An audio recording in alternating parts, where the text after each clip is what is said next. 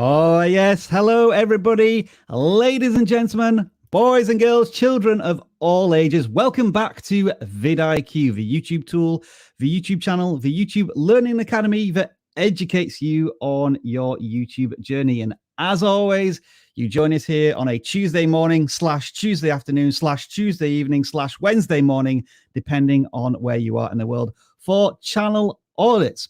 What we do is we invite you into our humble abode, our classroom, our learning forum, and we share our experiences, our knowledge, our sometimes expertise that will hopefully get you going in the right direction with your own YouTube channels. And as always, I could not do this without a gaggle of co-hosts. Welcoming back for a 2-week streak here, Dan.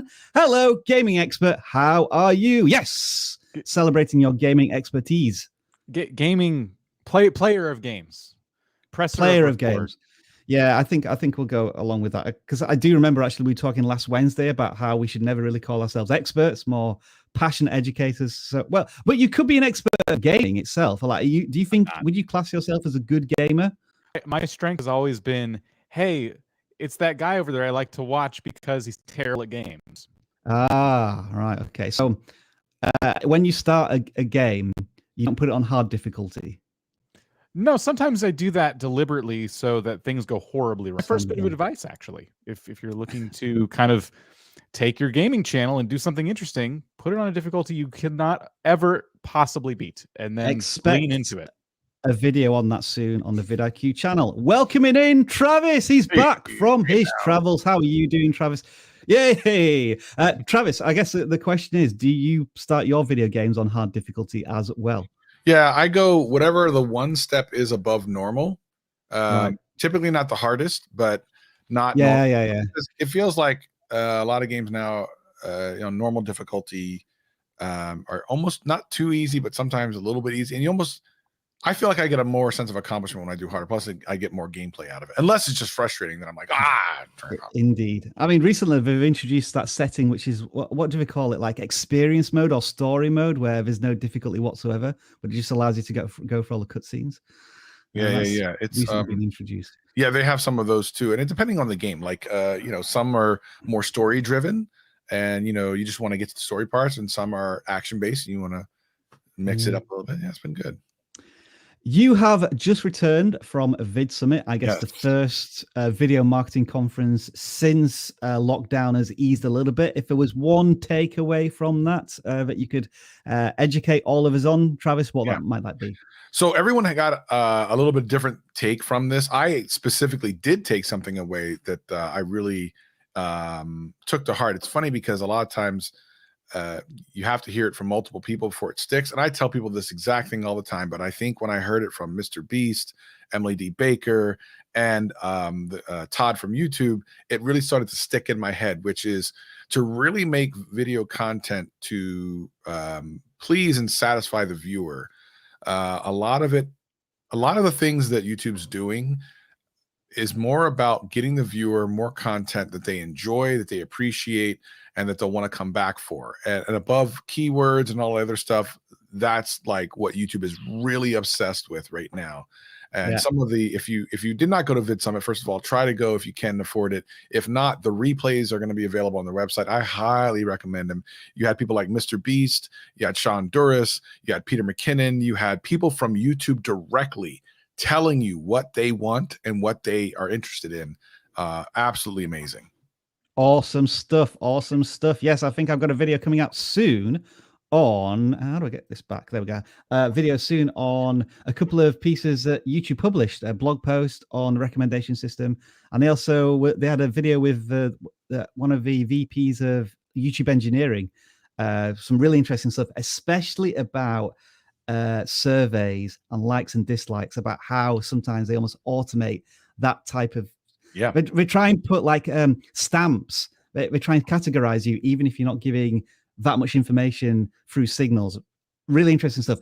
Anyway, we are digressing so much here. Let's get back on topic and say hello to some people. Dan, who are you saying hello to? You can either use what's on screen or it's people in the chat. It's up to you. Short reviews. Choices. Skincare Nerd, hello to you. Outdoor Jack, hello to you. Let's say hello to Mock Nix, Joe's Phenomenal, and Connor Lindman, or something like that. Connor. Hey from Joe's Phenomenal. Travis, who are you saying hello to? Trey McVell, Jay Gaming. We also have Roblox Stories and Omega Minecraft. Hope you guys don't battle it out. Paget, Johnny B, The Heckler, Hidden Curls, and Short Reviews. I got this with the king of shorts, Jake Feldman himself, and I got to spend a lot of time with him. I'm going to say hello to the Little Mouse Productions. Also, Send It 88. Oh my God, yes. Omega Minecraft, you did get a shout out. And I'm going to say hello to Wicket Warrior.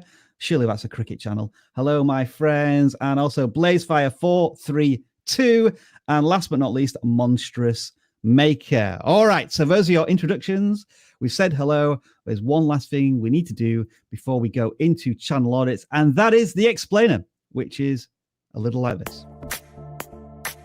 Welcome to the vidIQ channel audit livestream, where we review your YouTube channels. There are 2 links in the description, one for gaming channels, one for non-gaming channels. Make sure you submit every week as we clear the form after every livestream. Channel audits are 100% free, so please don't send us any super chats expecting to receive an audit. And don't waste your time asking for one in the chat. If there are any alternative ways to get picked for an audit, such as memes, we will let you know during the livestream. If we can't audit your channel today, vidIQ has a channel audit tool working 24/7 for you. If you haven't already installed vidIQ, download it now for free. A link is in the description, and make sure to take advantage of our free 30-day trial. If you submit your channel for audit, expect the following. We are sharing nothing more than our knowledge, our experience, and our passion as fellow YouTube creators. It's up to you whether or not you take our advice. There are tons of links to lots of useful resources in the video description. Make sure to subscribe if you haven't already done so. Share this live stream with another fellow creator who may find it useful. And finally,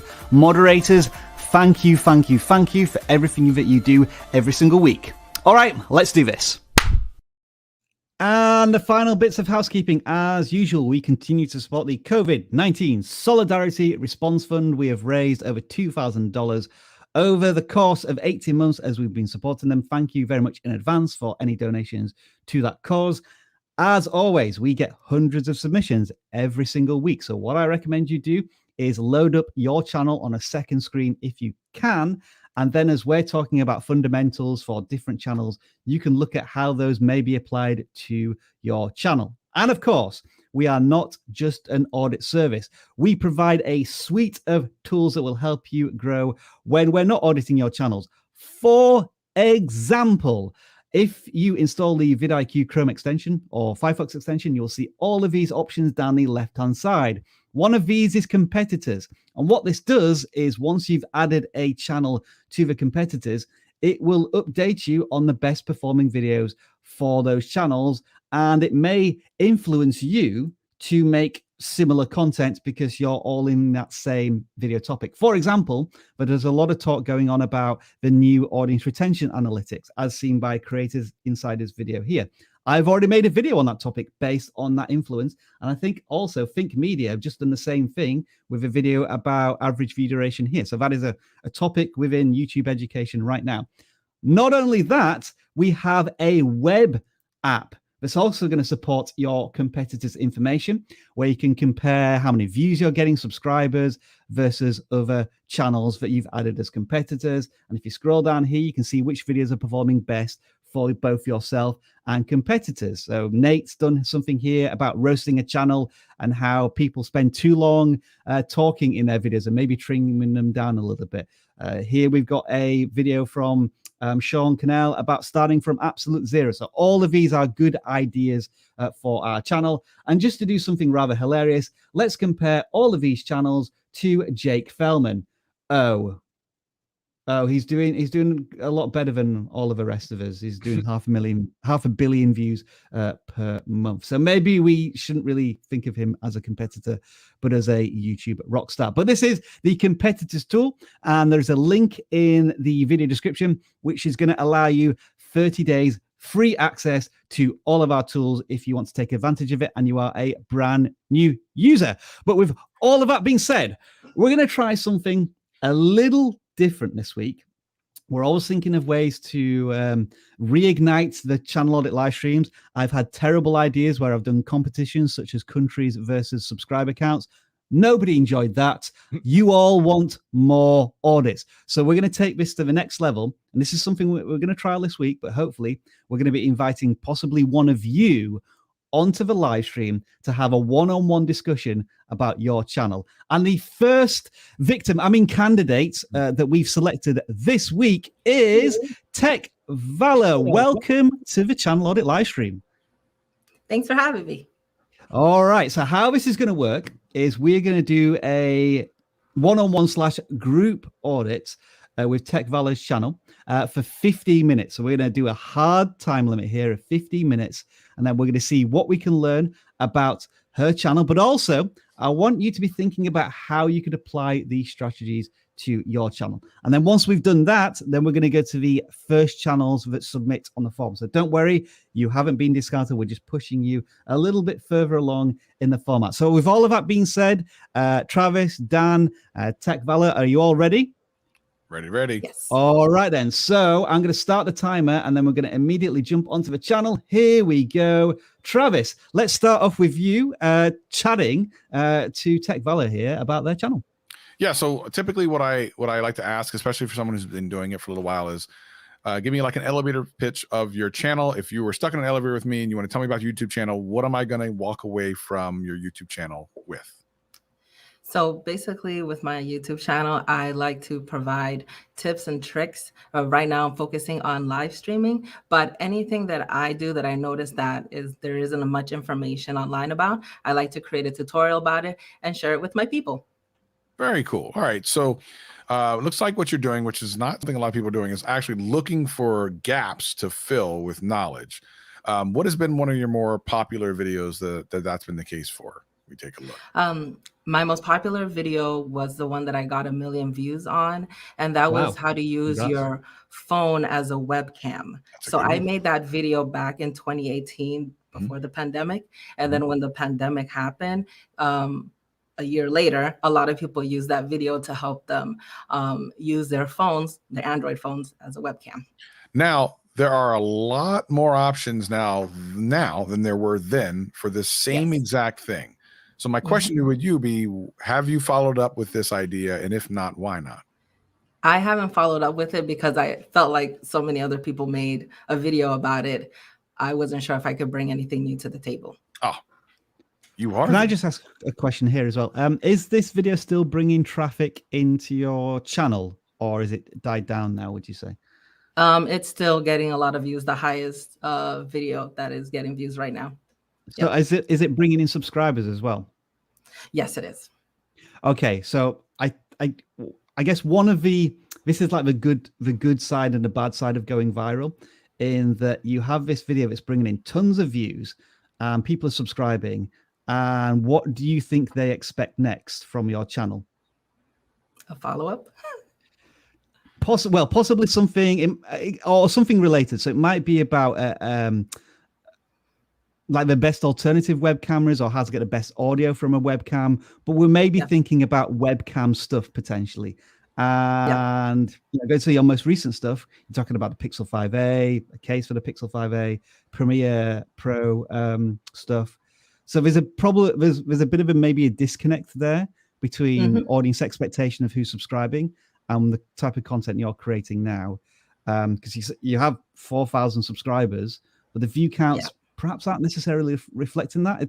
Have you ever thought about either doing an updated video to that webcam video, or this is scary, but unlisting it, or perhaps hiding it for a while to see how that maybe impacts who's watching your content on a regular basis? No, I never thought about unlisting it to see what my core audience wants from me, but that's something that I'm willing to try.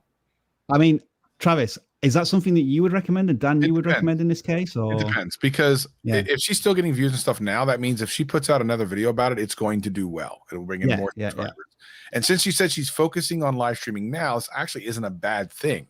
So if she is really focusing on live streaming and kind of, maybe even encouraging people to live stream, this will be a great opportunity to redo that video with some of the new apps and hardware and stuff that's out now, and then leverage that into a new playlist of here's a microphone you can use, here's a, and do all of the things about live streaming if that's something you're interested in, if you're passionate about it. And then naturally they'll want to come to your live stream period because you're talking about live stream hardware. It's actually a pretty perfect kind of audience.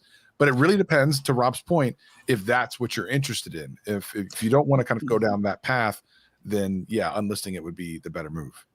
Yeah, I recently created a playlist called How to Have Fun While Live Streaming. And those are a bunch of different tutorials about how to do different things using StreamYard while going live, like sharing your audio without having to share the full screen, things like that. And those are well received. Obviously, it's not a million views, but those are things that I'm passionate about because I like to perform. I like to be live with people. And those are just some of the things that I was sharing in those tutorials and playlists. I'm seeing the occasional branch video, like something about StreamYards, one about Nightbot here, which are having better traction than other ones. So, I mean, if I was looking at this channel and maybe thinking about channel focus, I'm looking at like the Google Pixel 5a and I'm looking at Premiere Pro and I'm thinking that maybe doesn't necessarily align with your audience. Maybe from a search perspective, you'll have one or two of these videos that occasionally pop, but for long-term sustainability of return viewers, maybe doing almost exclusively live streaming content might be a way forward. But again, I'm just kind of asking a question here. What do you think, Dan? What are your thoughts? I was looking at the Ring Fit live stream that you did. Was that just kind of hanging out with your audience, or was that okay? All right, because I'm wondering what you guys think about, because obviously we're talking about the channel, wanting to focus on specifically like helping people live stream. Would you guys recommend another channel for that more personable kind of content, or maybe even, I know some people do like a Twitch channel for the more, I guess, random things that they do that aren't as focused as their YouTube channel is supposed to be. Because I think that, I mean, your audience was obviously interested in it. People showed up to it. But as you continue to make these tweaks that we're talking about, and again, if you're interested in covering this as a topic, there's going to be less room, I'm afraid, for things like that, because it's going to kind of throw your audience. They're going to like, oh, you know what, this is completely different than what I subscribe for. Okay. Yeah, I mean, think about it like this. If someone comes and really loves that 1 million view video, they're like, oh my God, this was great. And then you pop the new video like, oh, there's even better apps now with better quality, which there are, of course. You can do it wireless now. Like, there's all types of really cool things you can do. And then they love that and they're like, okay, I'm subscribing. And then like a Nintendo Switch video comes up and they're like, okay, I don't get it, so I won't watch that one. And then maybe something else comes up, maybe just a regular Pixel video, and then they don't watch that. And then YouTube just stops sending your videos to them because that person has shown not an interest in watching your content. And what they're saying about another channel, sometimes I'll have people split channels. I don't know if that's something you'll want to do, but it's something to consider, only that you have a channel for like one type of content and another for this. You're in a very unique position where you have a video with 1 million views. I mean, that's so unique. You have a video that's still giving you views now and subscribers. That's unique, especially for a channel your size. It's probably worth doubling down on that, especially since it's a passion of yours, and making this channel that. And then if there's other things you want to do, you can either put them here and then just have expectations of them not doing as well as the other stuff, or you can start a new channel and then try to grow that by laser focusing as well. But if I look at this and someone came to me and was like, okay, this is my channel, what do I do? I would say you have a great opportunity right here of being like the queen of stream, like there's you can't, like that. I know, right? Yeah. That's why I get nice value prop. So, what I could do maybe is do another video about the webcam, like a different app, or maybe that same app, just that it looks a little bit more updated now. And then also go live with that app and put it in the video, because that's what I did with those videos. I went live with the phone, and then I showed people all the different ways that it worked with like OBS and stuff like that, and kind of just do that again. Yes, have each video Because that's what you think about the person that comes to your channel. Once they've learned about the webcam thing, they're going to know, how does it work with Zoom? How does it work with Skype? So just do individual videos for those when people search for them. You're using kind of the same type of content, so it's easy for you to make. But when people go, oh, I like this, now how do I use it for this? You have the answer for them. So they come back to you constantly over and over and over again. And then you can do fun live streams to say, ask me any questions. And then they literally just come to your live stream to ask you live questions. Okay, cool. I mean, and think about, Emily D. Baker, right? I mean, anyone who's here, especially vidIQ crew, loves Emily. And she did her talk at Vid Summit. And to me, one of the most amazing talks I saw. It was so engaging. And her live crew is there. They forget about it. She's got the crew. And she really explained that creating that connection with your viewer is incredibly important to get them to come back and continue to support you. So if you can give them answers in videos and then they have more questions, they'll come to your live streams, hang out with you, chill, find out how awesome you are, because I know it. And they're going to hang out and come back more often. So I know that, you love live streaming. It's just a great way to get in there. Okay. Awesome. And okay, I think I can make another video about that and then a live stream on it and show the different types of ways that it works. I'll just have to do some research. Do you have access to an iPhone as well? It feels as if that's sort of a natural stepping point as a webcam for all of those users as well. Unfortunately, I don't have an iPhone. You need to source one from somewhere. Yeah, borrow one from a friend for a video. So make your phone famous. Okay. And you have, there's demonstration here as well. Like you have pedigree of drilling down into a topic like Samsung Dex. You made a series of videos on that topic, and these are your best performers as well. That was pre webcam stuff as well. So but it proves the point. Evidence there. Yeah, if you go in a certain direction, the audience will connect with it. Yep. Because look at all those Dex Station videos.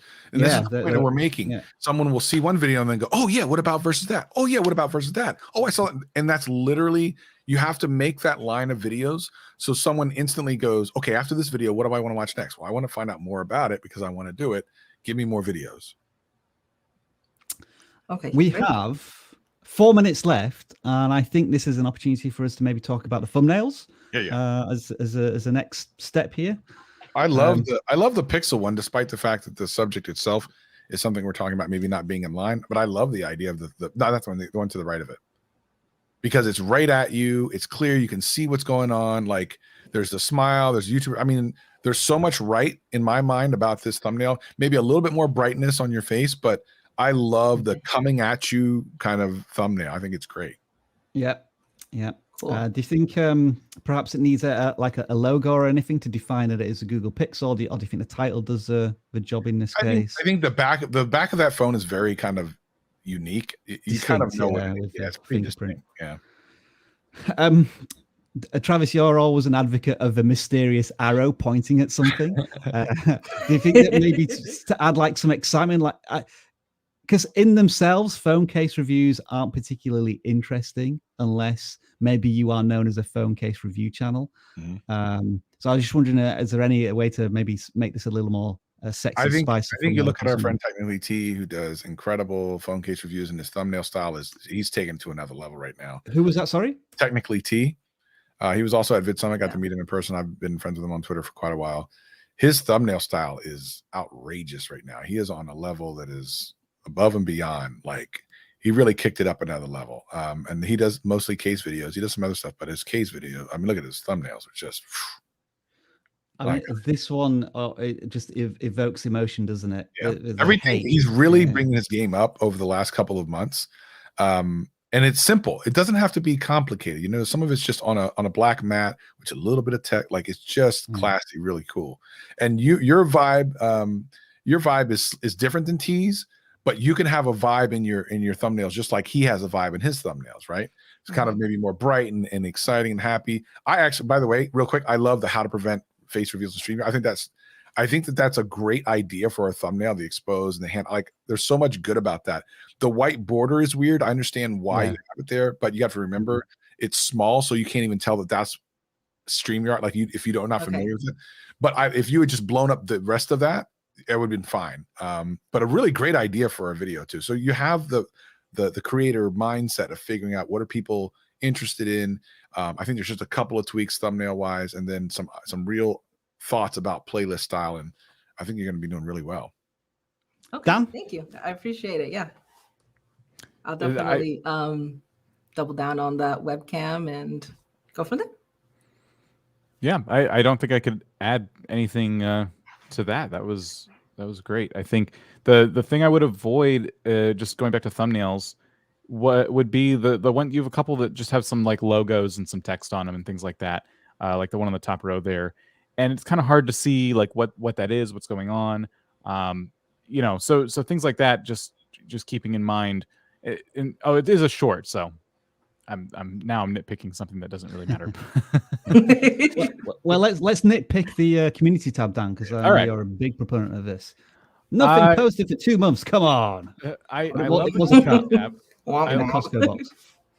I love that as an adorable cat. I think the community tab is something that a lot more people are about to have access to, and if you can, try to find some time, like once a week, to schedule a week's worth of posts, like one a day. Okay. Try and do.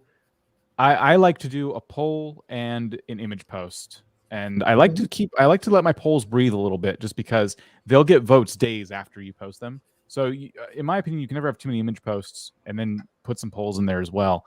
But yeah, one a day would be awesome, and always make it, if you can, about your audience. I'm sorry, we're out of time.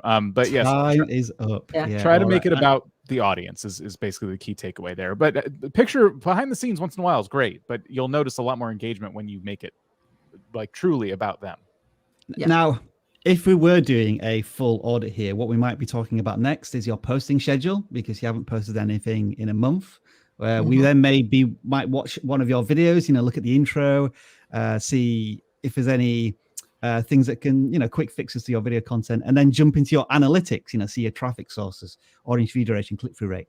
But unfortunately, we don't have time, because we're trying to tease you all. We're trying to give you potentially a little bit more. And the way you can do that is through Boost Plus Coaching. Travis, you are, I guess, in the trenches when it comes to Boost Plus Coaching. Tell us what people can look forward to if they sign up to this service.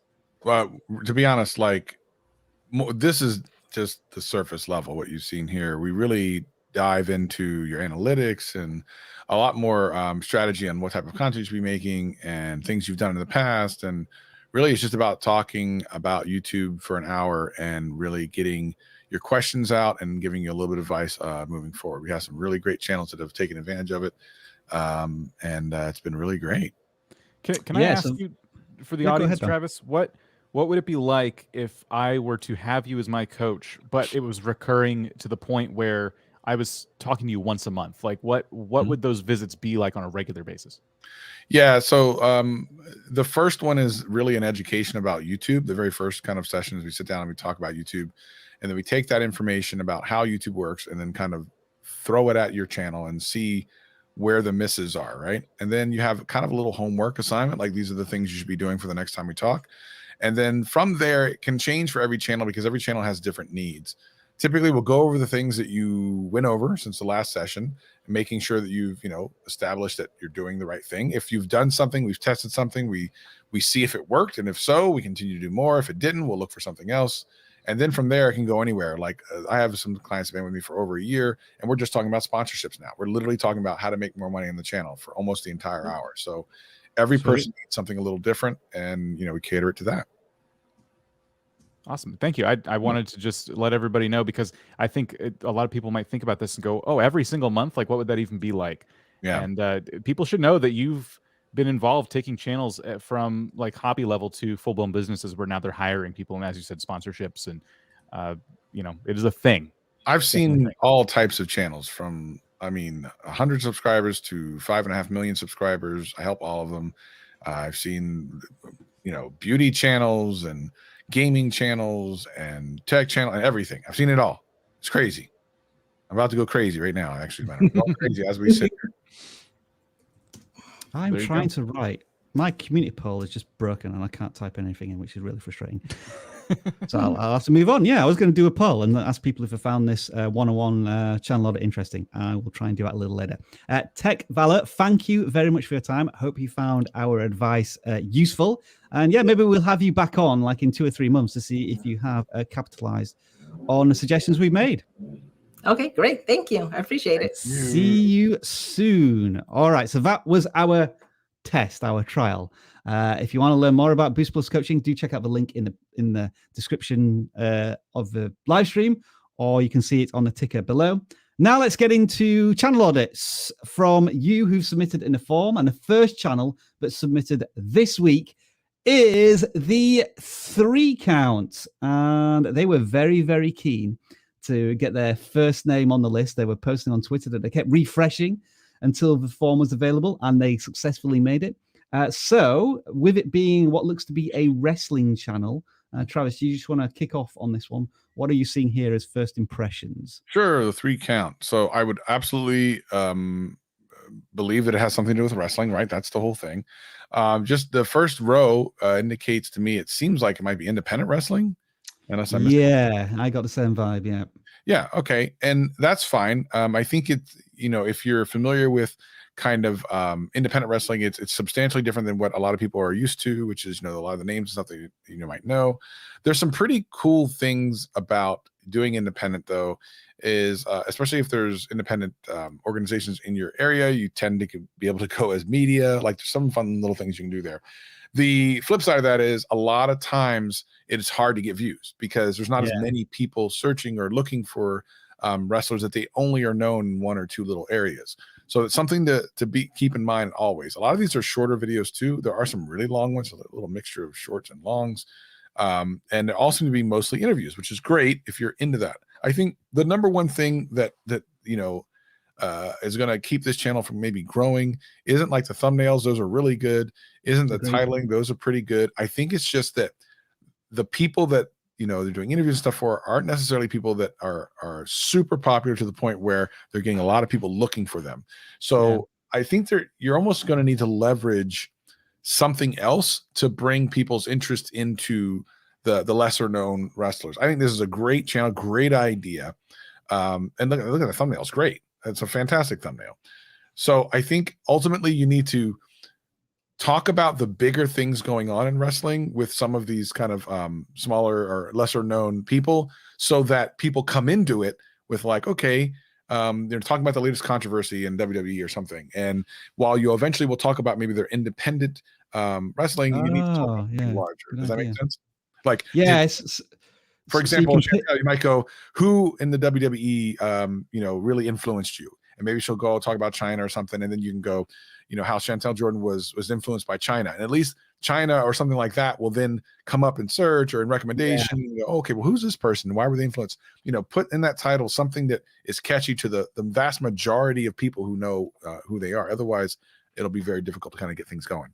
I really like that idea. I mean, that question can encapsulate maybe 10 to 15% of the actual content, but if that is the headline and if you deliver on that value early on in a video, then hopefully they're going to stick around to learn more about the person's opinion and whatnot. You are right in that when I looked at this channel, I consider myself a lapsed wrestling fan, but I have no idea who any of these people are. So there is a certain limit in the target audience. I would certainly be using vidIQ's tools to maybe look at this creator. Probably is already aware of similar independent wrestling channels covering these types of topics, and see how they're pitching maybe their titles.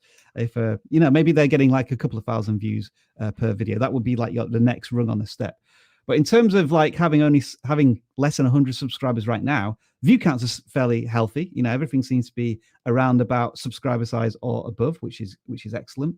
I would like to look at the video content a little bit more, because it looked as if it was more or less Zoom interviews. I don't know if the creator is adding any B-roll. Unfortunately, I can't look, but maybe trying to spice up the content itself, maybe an approach to go. And as you said, Travis, there is a big mix here of interviews and then shorts. Presumably, they're taking clips from these interviews and putting them into shorter bits of content. Talking here about Rhino, for example. So this is an interesting point. Someone in chat says, swimming with tarot cards says, that's very smart. That's why I started out with celebrity tarot readings. People hit my videos because of the famous names. So there's literally what we're talking about. Is people come in for the names they know, and if you're good at it, will stay for your other content. So I think that's really, I think the thumbnails are fantastic. Very good. Very good. You know, there's really interesting that a lot of these have like lower likes. I'm not sure what that's all about. It is kind of interesting. But I guess if you was going to maybe change one thing about the thumbnails, it might be testing something a little more interesting than I'm interviewing this person. Right. Like, what is the most, not necessarily controversial thing, but some comment like taking bumps is harder than you think, or something along those lines, rather than just person text. There may be less of an inclination, because if I'm looking at Lizzie Evo interview, I don't know who she is, but if I'm saying, if maybe it's something along the lines of female wrestler who's stronger than Mark Henry, I know that's a ridiculous statement, but I'm just trying to think of ways to entice the click a little bit more. Dan, you've been awfully quiet. I've just been listening. I agree with everything you guys have said, and I think I know. I like these thumbnails as well. But given the advice that we've given, everything's gonna fundamentally change if they decide to take this advice on. Because if you're going to change your titles to be less about the name of the person you're interviewing and more about maybe someone you're comparing them to, or maybe in some cases it's about some kind of wrestling move that they've mastered, or things like that, the thumbnail is going to want to complement that. The good news is you obviously have really good ability to put together a compelling, a nice thumbnail, one that really, I think, catches people's eye. But you want just to be sure that the thumbnail and the title are playing off of each other. And finally, from my point of view, I would hope and assume that this channel's maybe got a podcast as well, because maybe the interview style leads more advantageously to listening experience. It seems like a potential way to repurpose content as well there. So that is the 3 count, our first non-gaming channel submission. So we'll look at a gaming channel now, and that is gaming tutorials and let's plays. Dan, I'm seeing Minecraft. I'm seeing a channel that has already cracked 100 subscribers in 2 months of content creation, which is awesome. I'm seeing a video here that has nearly 1,000 views, so some positive signals already. Yeah, so congratulations, especially cracking that in the Minecraft niche. Looks like you have a short that really took off. I'm guessing that brought in quite a few subscribers for you. And that's a very interesting idea for a short as well, because you're doing something, what I imagine is kind of funny and interesting. If you're going to go shorts in Minecraft, that's kind of the style you want. You want to be doing something a little bit unique that people may not have thought of, to do themselves. And then when it comes to doing your Let's Plays, you mentioned in your banner that you do Let's Plays and tutorials. I want you to try to sew those 2 things together. Make your Let's Plays tutorials. Now, that could mean that you're still pretty casual in them. These aren't very long. Like for Let's Plays, you have a 9-minute Let's Play. That's a good length, especially as you're just starting out. You're still building that trust with the audience. Go back and forth. Like, today we're going to build this farm. I really need to get some wheat for my village because everybody's starving to death. So here we go. And you're taking people along in your journey, but you're also going into this Let's Play with a plan. You're not really presenting it as a Let's Play. I want you to get rid of Let's Play part number and take that away completely. Farming and gearing up already is a much interesting title. Could you make it a little more interesting, a little more searchable as well? Of course. And then, you can have Minecraft be in the title as like the last word. I've been testing getting rid of the name of the game in my titles, and that hasn't seemed to impact it too much, depending on the popularity of the game. People know it's Minecraft based on the thumbnail. You've probably categorized it as Minecraft. You could test that out. So a lot of different ways you can kind of approach this, but try not to fall into this trap of Let's Play part number. Let's Play part number. That's been done to death. Everybody's done it. Everybody's been there. You won't see the big YouTubers doing that anymore, the biggest names. They always, even if it is a Let's Play, like Dream's Manhunt, that's a Let's Play. That's Dream playing Minecraft with his friends. He's not going to call it Dream's Manhunt episode 2. He could, but he also has the opportunity to make those titles and thumbnails more compelling if he wants to. So try to be more creative, try to be more you know, what is it about this farm that's so interesting that I should watch? I actually don't know how Dream titles his manhunts. I gotta look before I say that. I don't think Travis or I could add any further sagely advice there. So we'll move on to the next channel. And this channel was the winner of our Twitter competition this week. So unfortunately, I couldn't attend VidSummit due to travel restrictions. So what we decided to do was paint a picture of our booth on that incredible looking screen that looked really funky on all of the videos and pictures that I saw. We asked you to meme this up as if I was there. And so Dart Monkey decided to put me as Emperor Palpatine with my stormtroopers. Lovely picture on the side there, subscriber count as well. Excellent stuff. Well, I got to say, I'm actually really impressed by this, not just for the stuff on the left, but that Star Wars poster being at an angle. No. It's the little things, isn't it? Oh my gosh! Like and the fact that it's behind the chair as well. I mean, that's a mask it. I mean, oh, yeah. Incredible. So that's the winner, Dart Monkey, and we're going to audit their channel right now. Let's see what we've got here. I think, Dan, this is going to be another gaming channel, but I don't know what the game is instantly, unless this medieval core is. Because the timestamp's obviously cutting that off, although they have removed that from their thumbnails up here. Is it in the about section? Medieval Cop. That's one I saw a few times. Looks like Dart Monkey is them. That's their persona. Medieval Cop, right? Okay, yeah. So that is the game. Yeah. So this is interesting. What I love about some of the things they're doing is that some of these titles are kind of interesting. What If I Couldn't Die is a very interesting title to me. And then it just says Medieval Cop episode, number. I'm guessing 2.1, 2.2. That might be the version of the game. I'm also going to guess that this is probably a smaller game. This is probably an indie game. And I could be wrong, but I've never heard of it myself. And it has that kind of top-down. It has that aesthetic. It's just saying I'm just getting indie game vibes from it. So let's look at this up real quick before I go any further, because now I'm really curious. IEVAL. Oh, there you go. Sorry, I think I've spelled it right according to the title. Yeah.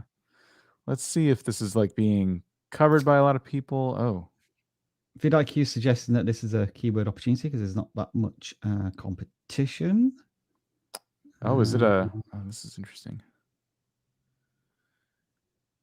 But the view counts are relatively high.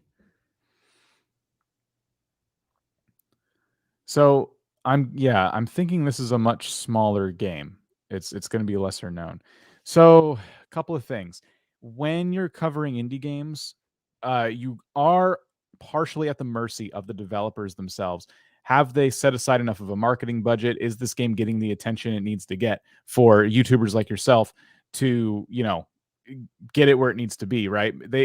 For them, marketing would be sharing it with other creators that are much, much bigger, right? In the hundreds of thousands, millions of subscribers, getting them to play it so that it gets in front of more people, and that kind of helps everybody out because of more, obviously the game gets more attention. If they're not doing that, maybe it's too early, maybe they don't have the budget, whatever it may be, you're kind of just hoping that this game gets picked up. So you're kind of playing with two different recommendation systems. You're waiting for Steam or wherever this game lives to get recommended to people. Then you're waiting for enough of those people to get interested enough to do their research and find your channel. So this is kind of the dice you roll with indie games.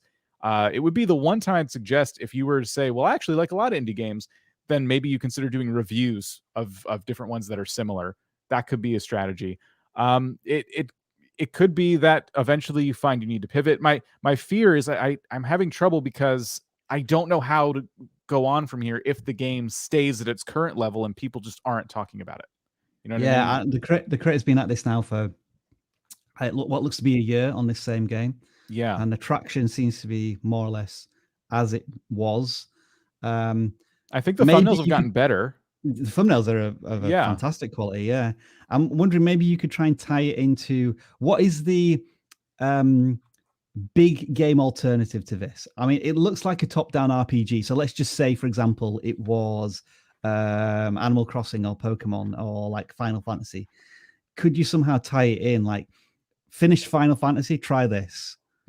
As a way to tie it into something more popular might be a way of going forward. But yeah, as you say, Dan, I think there comes a point where the creator might have to decide, look, I've made 50 videos on this topic, and I've done what educators tell me to do. I've been really passionate, and I'm not getting the traffic there. And a very brief search seems to suggest that there aren't that many people watching this type of content. And as I'm saying that sounds quite demoralizing to think that I'm passionate about something that not enough viewers on YouTube are.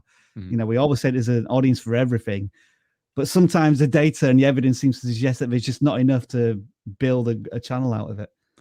Yeah, it is unfortunate because there are so many. I feel bad for the game developers sometimes because there's so many amazing games that we never get to learn about because there's just that they're dealing with their own competition. You know what I mean? So you could definitely try to compare this to other games. I love that idea. If it does look a little bit like Final Fantasy to me, maybe you could compare it to if there's a remake of Final Fantasy coming out soon. It seems like they're always remaking one of them. You could try and compare it to that. Maybe jump on the trend a little bit. So there are some strategies for you, but yeah, ultimately just be aware of what the game itself is doing as an entity out there. Is it getting traction? Is it getting updates? Are you seeing other big creators jump on it? Because they're going to need to market this for you to then become more successful. I'm just realizing when I say similar to Final Fantasy, people are probably thinking, what? It looks nothing like Final Fantasy. I'm thinking of the Final Fantasies of the 1990s. Yes. Yeah. Top down. Yeah.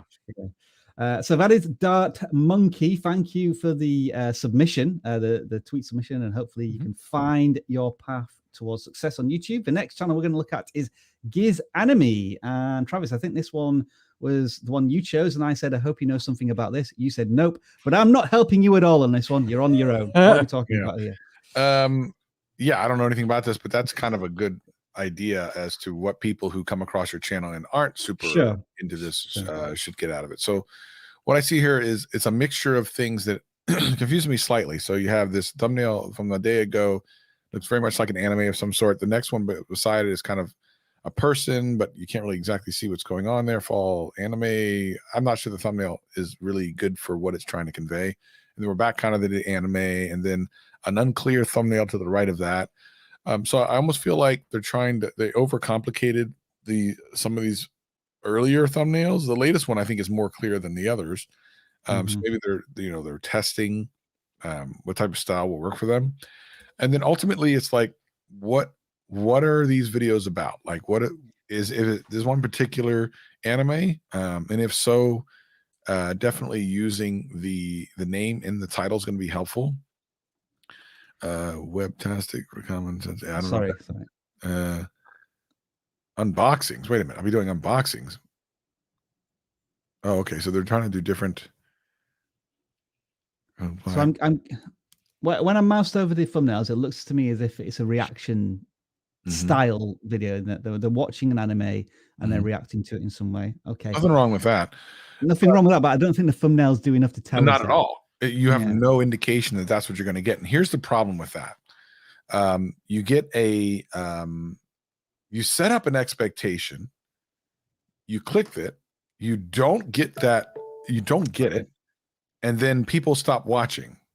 So my guess is if you look at some of these videos, your retention in the first 30 seconds drops tremendously. Without even seeing your retention graph, my guess is that's exactly what's happening. So take a good look at that. And if that's the case, then you need to alter your thumbnail style with something that's going to be so shocking to the person who clicks it, if that makes sense. And then I'm seeing lots of content, so they're really sticking to their promised schedule. But I guess the next question is, if I enjoy, I assume that's the anime there, on a Wednesday, am I going to enjoy the Platinum End on a Friday? I don't know if how connected those animes are, if they are even animes. Apologies, because I know so little about the genre.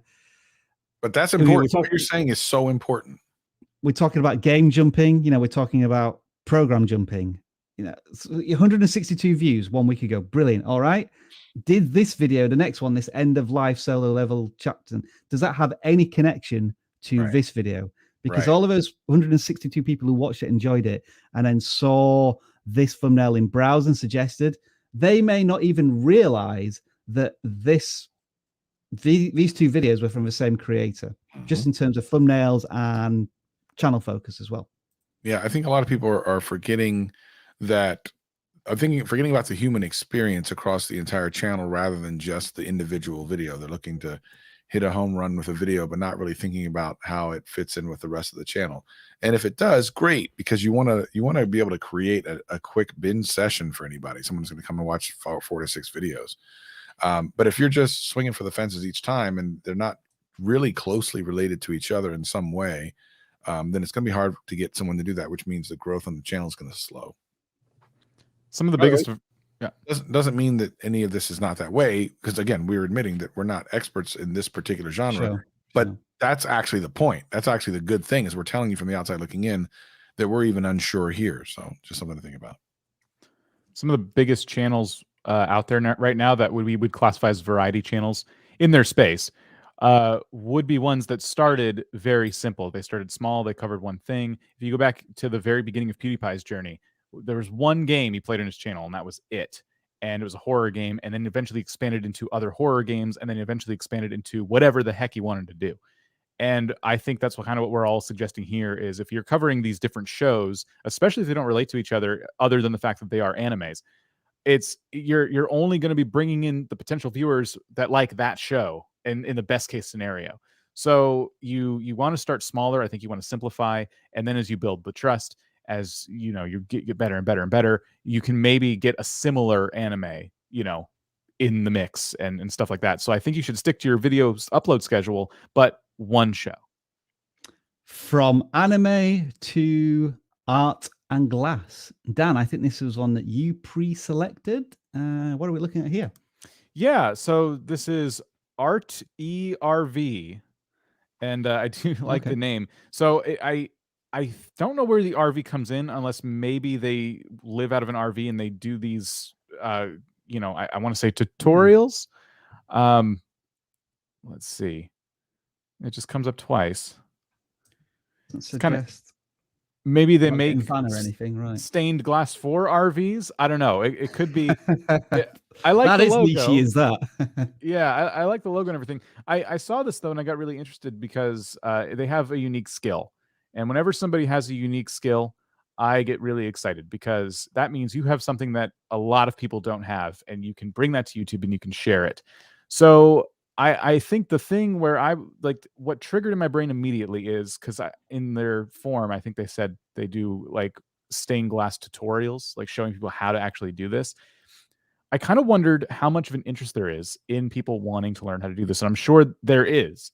But I also look at this and go, man, this would make a really good like satisfaction kind of channel, like taking something from unfinished and then getting it all the way through the process. Stained glass for beginners. Definitely an audience there, I would say. Yeah. But look how approachable these thumbnails and these titles are. Yeah. That was the other thing I was going to say, is that I think, going back to what we were saying a minute ago, like simplification would help that channel a lot, because their titles and their thumbnails didn't feel. Yeah, that's really cool. Didn't feel as approachable as some of these. I want to see how this stuff gets made, whether or not I'm interested in actually making it myself.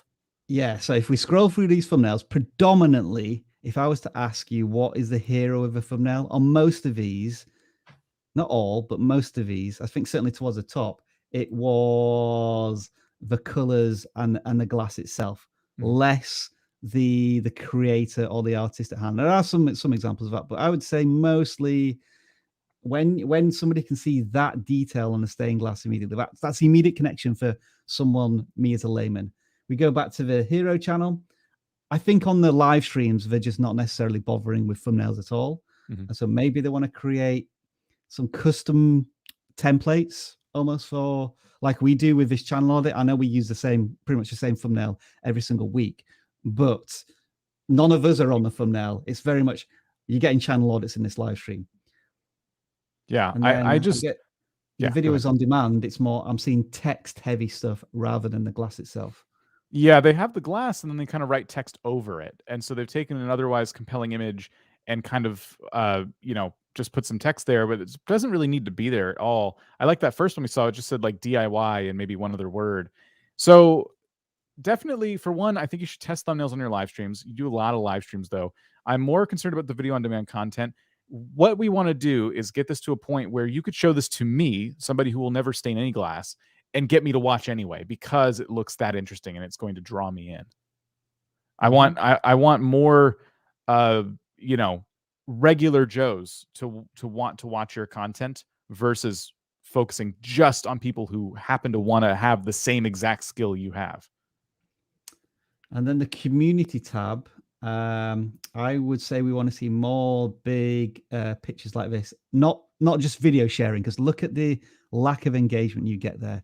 Yeah. Post an image rather than the video. So this is what I mean by this. Whenever you post a community post, generally speaking, this is my experience, never use this button. Yeah. Because that just shares the video and it just looks like all the other videos that autoplay on the homepage. What we do is we post, we post the image, and then just attach a link to it. So this effectively is an image post with a link inside, and you can do that with polls as well. You can do a poll and then attach a video link to it. That seems to work. You get a lot more engagement from it, certainly. Any thoughts from you, Travis? If I can find the channel again, there we go. Yeah, no, I think you guys hit it right. I think, you know, thumbnails on stained glass channels is got to be showing the thing. You know, we've seen that many times before. But yeah, what you guys said, I think, was absolutely on point. A lot of opportunity, believe it or not, in this niche, which is kind of interesting. But you just have to show the goods. Look at how much this pops because of the reds and the greens and the yellows of the stained glass window. That just jumps out to me from the canvas of thumbnails that we have. Look at the views on it. Yeah, it's one of the better performers as well, isn't it? And a shorter video as well. So nice, snappy, and a versus video as well. Nice and snappy, traditional title strategy there. Dan, did you know we have a Discord channel? No, I didn't. Well, all of a sudden, Dan, you do know we have a Discord channel. You've got a lot of things that you can say about it. You know, now that I'm just learning about this, I just think about all the potential it could bring to people who join it. Like, if I had a question about a thumbnail I was making, maybe I thought it was too busy or it wasn't simplified. Do you think I could go in there and like ask people about it? Well, all of these people have. I mean, this person's sharing something about SmackDown and the controls on a mobile game, and does this thumbnail work? Are they spamming though, or is that allowed? Is that a thing? No, that is 100% allowed in the right channel. What if I just want to post my videos in there, like just watch my channel? Yeah, we don't want that unless it's unless we have a specific channel which says, could you watch like the first 30 seconds of the intro and feedback onto it? I don't know, Daniel. Do we already have a Discord channel for that? We might have to make one now. I've suggested it. That would be much more helpful than just posting my video, I think, to a bunch of people who don't want to watch it. Yeah. Sorry, everybody. Now, we'd have to have another channel called End Screens Discord channel where we ask people to watch the last 20 seconds and say, have I done my end screens effectively? I'm just giving more work to Daniel here. I do apologize. I'm in a punchy mood today. So yes, please check out our Discord full of creators just like you. And they're on the same journey. They're trying to grow their channels as well. And what happens is somebody gets picked who's providing a bunch of value to those folks at random, and we audit their channels. And today it is the Boss Breaker. I already like everything I'm seeing here. Yeah. I like the proposition. Logo. Do you get the idea of his channel within 5 seconds? They're going to fight bosses in what I assume is a video game. And that's what I think. Crush them. So if that's a value proposition, I know I'm in the right place or the wrong place immediately, which is a brilliant way to pitch your channel. Yes. So they are doing thumbnails on shorts. And as we know, you don't need to do that. So it's cool that they are. And I think what they're doing too is the reason we see a little bit of thumbnail wallpaper is because they're simply just making a shorter version of the longer video and just using the same thumbnail. That's probably fine to do. Let's see. I just want to take a look here. I'm not exactly sure what game that is, but Tales of Arise. Okay, so that is the game. The thing we need to look for next is, yes, the name of the game. What's going on with this community? Oh yeah, it is fairly popular and recent. Wow. So there's golden nuggets of potential here. Yeah, look at that. Okay, so this is a relatively new game, I think, and it looks like you are in the right place at the right time then. So, from a strategy point of view, I would say the creator is doing all of the right things here. They've targeted a very recent game that Dan and I hadn't even heard of, but is popular right now. vidIQ is suggesting that the keyword is rich in terms of opportunity, and it's quite a unique approach. You know, it's just the boss fights, not necessarily the how-tos on weapons or levels or anything. You know, it's just how to defeat each boss. So the question is, why isn't this channel doing better than what it is? Because it feels as if they're doing all of the right things here. They started 3 weeks ago on this game. So I applaud the creator, but something isn't working. Are the bosses inherently not that difficult? You know, is there a reason that every boss should have their own tutorial?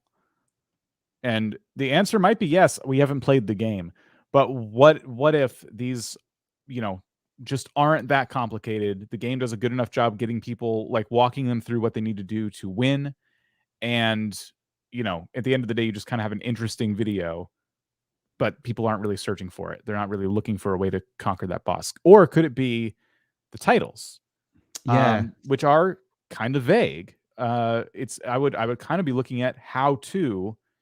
Even if you don't include the words how to, I'm not getting the how to vibe from these titles. I like, so Final Fantasy was like another game that popped in my head when we saw these. I like that they are staying on topic in that they're playing similar games, you know? And eventually they run out of bosses and they have to move on to the next game. I'm fine with that. That all makes sense to me. But even the other videos that have been around longer, you would think that this would be more evergreen content. This would be people that are going to play this game over the next few years, and you would think that over time those videos would get more and more views as you help more and more people. Okay, so this channel here, FB Good Games, is doing something very similar to you. The title's a bit restructured, and I think they're just being very matter of fact in their thumbnails. You know, because as you say, Dan, I think this is going to be very search intent, and maybe this is one of these occasions where the thumbnail is a little, it's, you know, you want to try and add a bit of intrigue, but perhaps these are the type of videos where you need intrigue. It's just like, I want to know how to beat this boss, and whichever thumbnail and title tells me that specifically in a relatively short video length, I'm going to click on this one.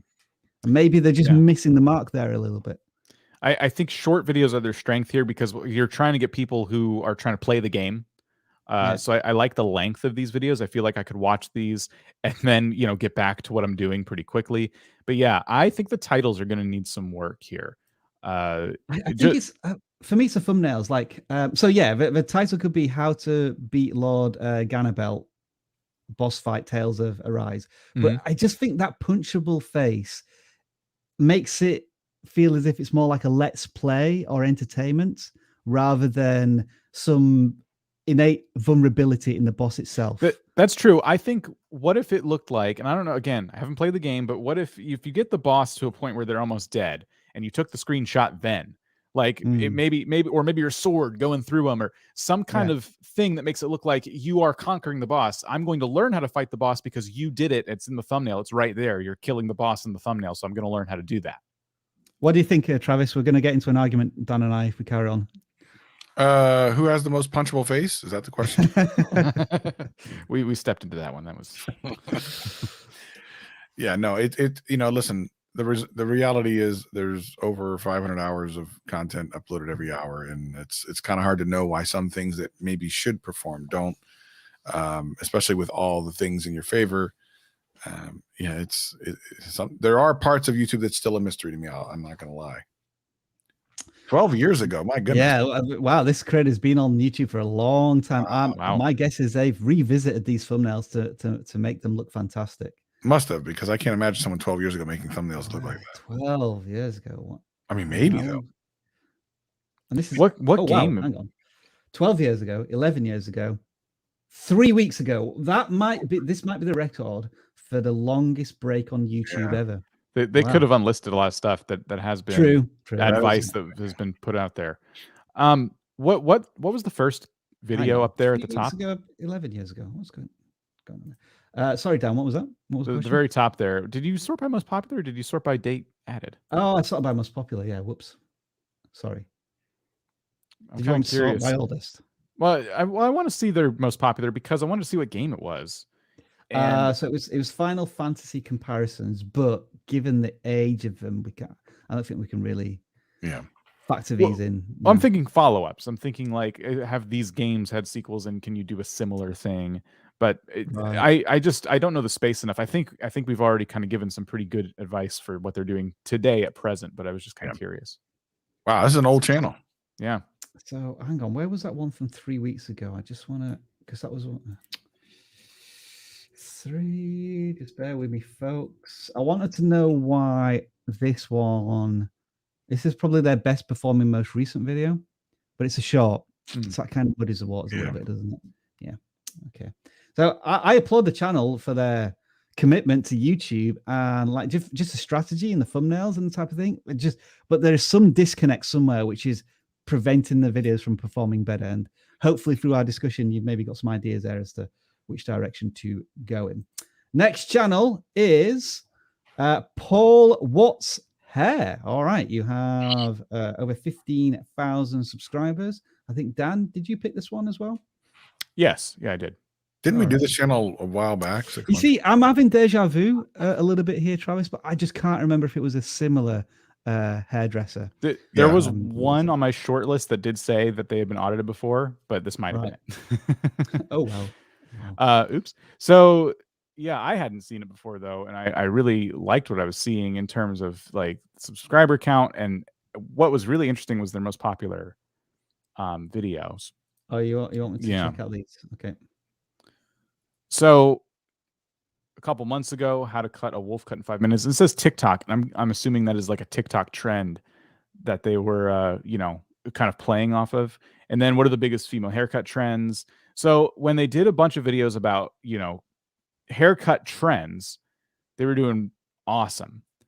And I was kind of wondering today, maybe there just haven't been a lot of haircut trends.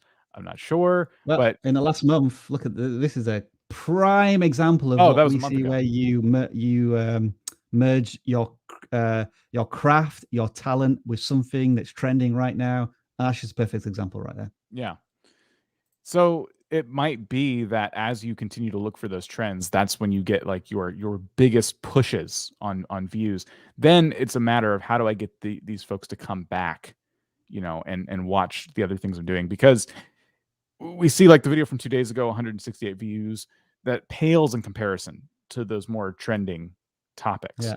Yeah. So I'm kind of wondering how, like, what is the way, to bridge that gap between. I think it's product reviews. I just don't think the audience is really engaging with when he's talking about products. It's always about actual cuts and styles. Mm-hmm. Also, is this a unisex hair salon channel?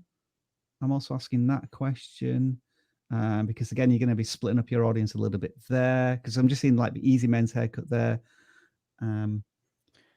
I will say, about just going back to product reviews real quick, that is obviously what they would like to do in the future, right? They want brands to give them money to use their products. That is, it's great, because if you are going to be doing these like trending haircut videos, you can always fit the products into those videos somehow. So if product reviews alone aren't working, then pivot to that strategy. Just continue, doing the hairstyling videos, and then fit those calls to action in there, like in the middle of those.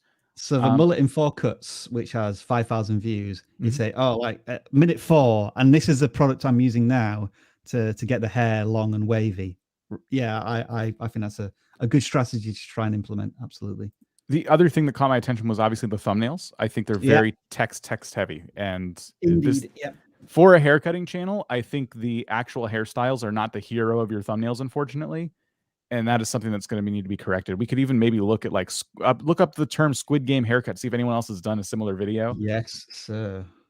Squid Game haircut. I would imagine they're probably one of the top ranked right now. Yeah, I guess they're the only person that's decided to. No, some people are talking about it. But nobody actually doing the styling, it looks like. Yeah. Yeah, so it does appear there. Yeah. There it is. I think that this creator that the channel we're looking at would benefit from going out and just educating yourself on like the composition of, a thumbnail, because that's what I'm seeing, all the right elements, just not used correctly, right? The text is kind of hard to read, a little too big. Like I'm looking at that Squid Game one, and like the mannequin's head is so small, like there's so much empty room, in that thumbnail. And then you have the person you're modeling after it really tiny in the thumbnail too, with a bunch of negative space. Yeah, I think you should kind of, just re-up your education on setting up these thumbnails, because there's a lot of negative space in a lot of these, and sometimes it just looks like you put some text on it because you didn't know what to put there. Yeah, I think this is a good example. Like there's 3 people there, and I guess we can see whose hair is being worked on because I've magnified it. But when you reduce that down to maybe that size, and then you're fighting against 15 other thumbnails on the screen on the browse page, can you immediately work out what's going on in that thumbnail? Yeah, not really. I think 3 people might be too many people in those thumbnails. Busy and chaotic. I mean, my suggestion would be is if you don't feel as if you're confident doing thumbnails right now, outsource it for 2 or 3 videos. Send it to Fiverr and see if somebody can make some good thumbnails as a template, and then you can perhaps work on it from that point of view. Because I would agree that the thumbnails are probably what's letting them down most in terms of a click, because some of these ideas are really good within the videos themselves. Yeah, they're following trends. I think product reviews might be something to go back to the drawing board with, and then definitely thumbnails, and you might have a whole different channel on your hands. Okay, the Twitter submissions were so good this week that we actually had a second winner. So just to remind you, this was the image that we offered, but somebody went above and beyond, and they hunted through not only all of the pictures from VidSummit, but previous images of me, and introduced a Where's Waldo type situation. So can you find me on this one? There I am, just coming out of the men's room. There you go. Coming out of the men's room there. Something weird has gone on there with my shoes. What is that? They just like threw some shoes at you. Yeah. Threw some pants on me too. That's kind of pretty obvious on this one. It almost looks as if I'm there in that one. Yeah, it really does actually. If you squint, yeah. We've got Emily D. Baker there, Sean Cannell, that's Chug, and Mr. Sandy, a rare appearance there of the big boss here at vidIQ. And then can you see me in this one? No. Oh yeah. Yeah, have you got it? Where is it, Dan? It's up at the top. Oh, I see. I think I'm in somebody's backpack right there. Just keeping an eye on Mr. Beast. Taller than you think, by the way. Mr. Yeah, Beast he's very tall. Mr. Beast is very tall. And then the final one. Oh my gosh. It took me a while to find this one. Oh, maybe. Oh, there. I've got it. Just peeking out there. Oh my gosh. Okay. Wow. I was looking on the computer screens. So yeah, awesome work, Flynn Plasman. So let's have a look at your channel, Flynn the Redhead. And what I'm seeing here is, I think, a Nintendo themed gaming channel, or am I only saying that because that thumbnail is jumping out more than anything else? It says Let's a lot. See. Yeah, because Life is Strange isn't only Nintendo. I don't even know if it's on Nintendo. Is it on Nintendo? I think it High is. School Musical, Healing Hearts, Life is Strange, Spider-Man. I think that's a reaction to the film. So I don't think this is just a gaming channel now. All right. So we're 20 seconds in, and I'm still not sure if I'm in the right place. So if you think about when we went to the boss fight channel, I instantly knew where I was. Now I'm trying to figure out what this channel's about. And it's about videos, movie edits, theory videos, and things I'm late for and become much better.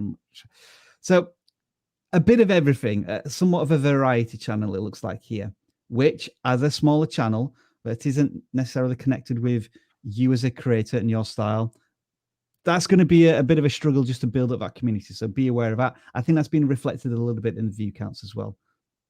Some of these videos are the length of live streams, but they are not live streams. Like at the top, we got videos approaching 2 hours long.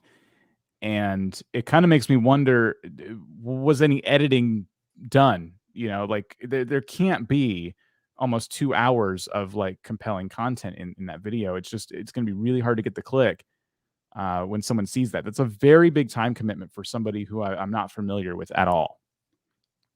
I think most of these are let's play stuff, Dan. Just quickly, because I'm seeing him in the bottom corner. Yeah.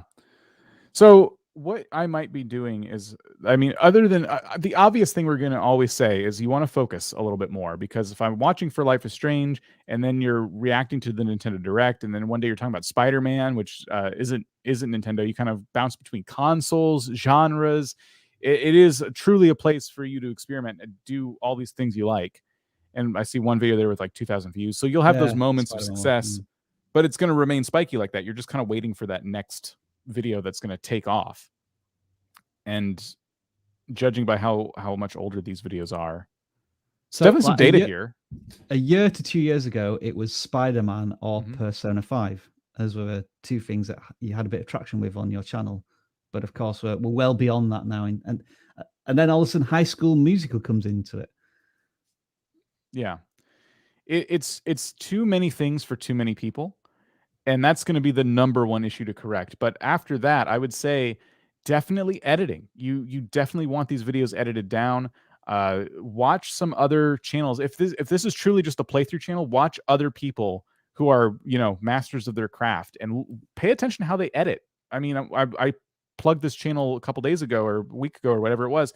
It's called Let's Game It Out. A lot of you probably heard of it. Very popular channel and very funny. And the reason it's so funny is because this person edits their content down so only the most hilarious bits stay in the final cut. So, you know, he shows how long some of these things take to make, like several hours, because of the experiments he does in the game itself, and cuts it down to a 15-20 minute video. You know, sometimes it takes days to make these videos, and they're all cut down to the best moments. High School Musical, 1,600 views there, 300 views there. Everything else, there is very little traction. So for me personally, I will be looking to explore that as a series of videos over the next month, you know, 5 to 10 videos. I mean, we've not, we haven't said anything about the thumbnails, because quite frankly, the thumbnails are of a very, very high quality, aren't they? I don't think we could really suggest any changes here. Really, it feels more about channel focus right now. Yeah. It's going to be like a tough call. Like, you're reacting to the Nintendo Direct in a recent live stream, and it's a great thumbnail. I love that thumbnail. I don't really have a connection with you. I'm not sure who you are. I would expect either a reaction channel to be reacting to it, or my favorite Nintendo creator to be reacting to it. And I haven't built that relationship with you either way. But when we did dive into your channel, I didn't see either of those cases there. So definitely channel focus.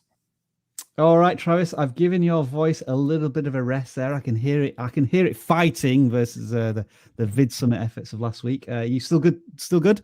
Yeah, I'm good. Yeah. So let's have a look at Peace Out and Go, travel tips and inspiration. They've got 300 plus subscribers. The one thing I noticed here was that, again, awesome thumbnail work. We're seeing some channels with very good thumbnails this week. Yeah, for sure. Peace Out and Go, travel tips and inspiration. So I don't understand how those two connect. Is it inspiration for traveling, or is it just general inspiration? And then if it's just general inspiration, how does that connect? Welcome to all embark a peaceful journey with me as I cover my travel tips and inspiring places. Okay. Joy and cheerfulness brings a major part in every adventure between you. Skills. Okay.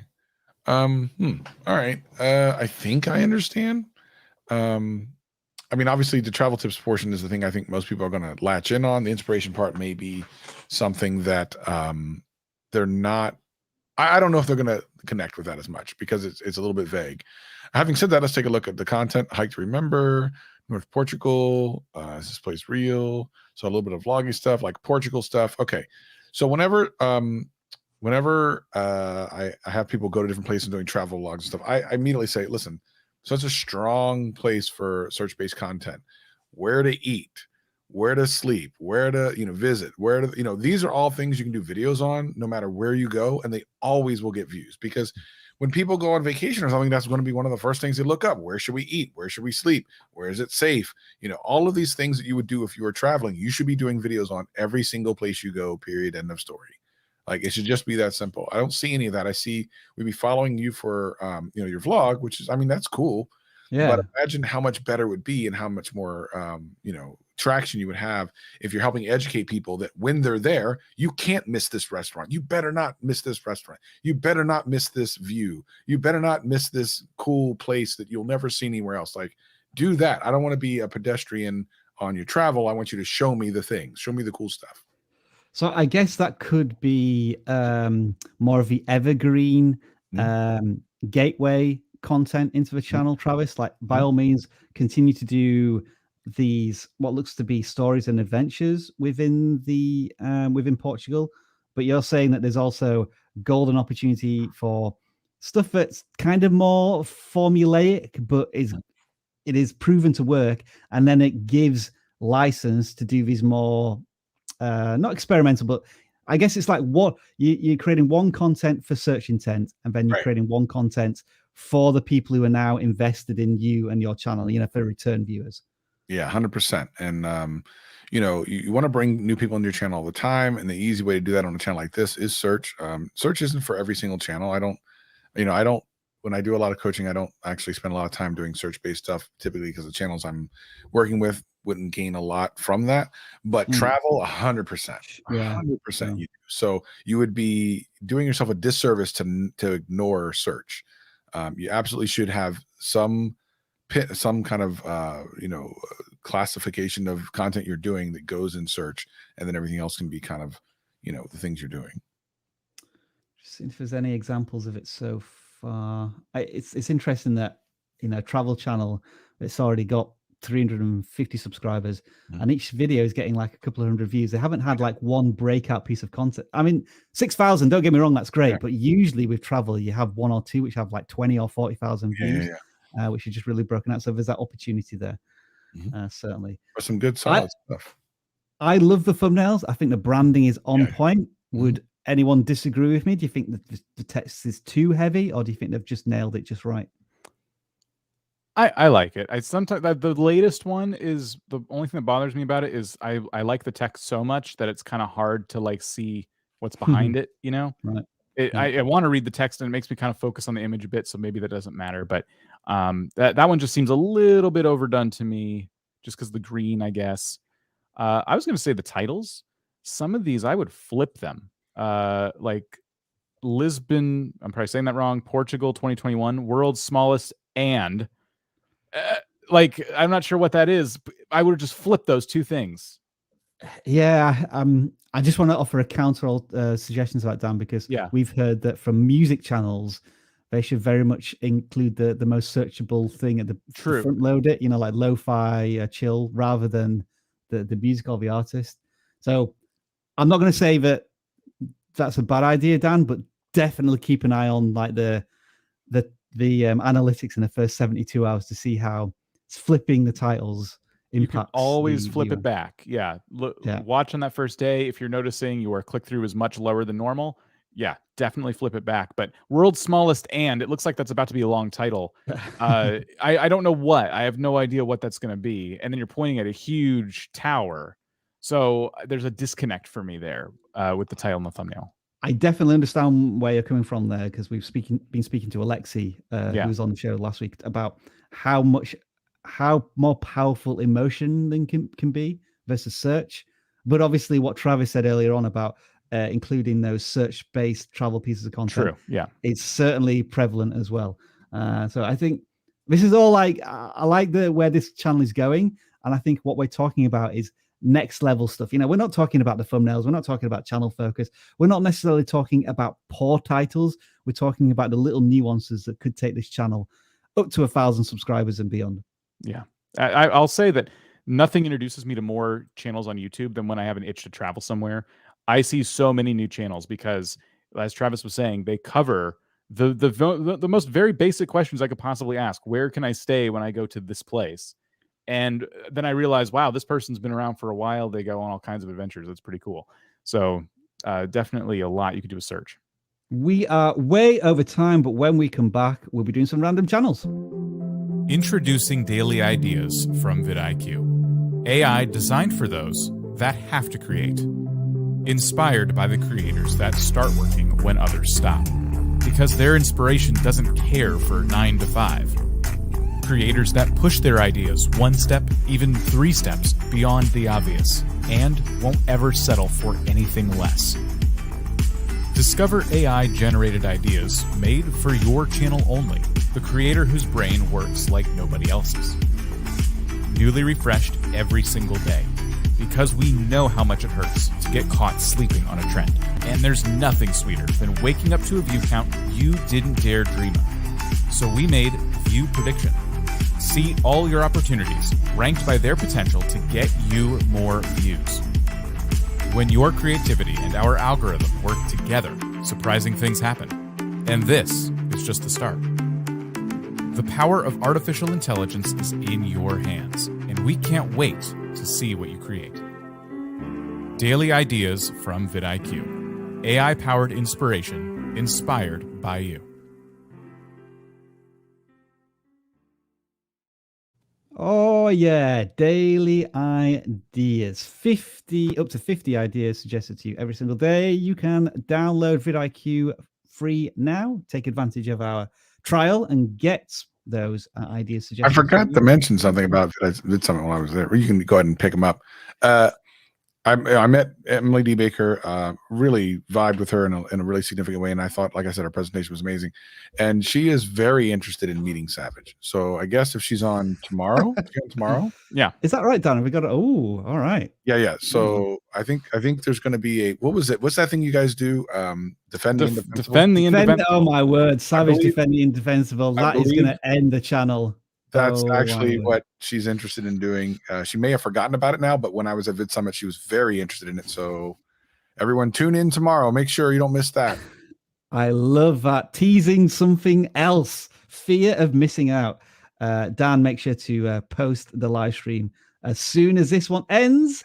But we've still got a little bit of time left to do a little bit of this.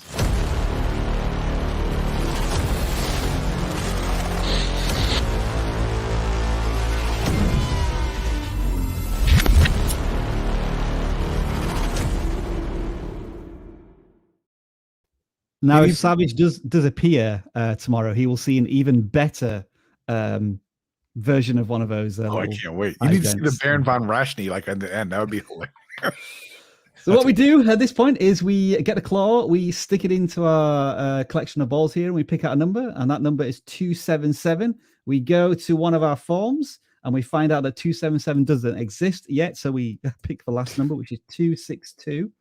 And we'll pick out this gaming channel and see what they have to offer us with over 1,000 subscribers.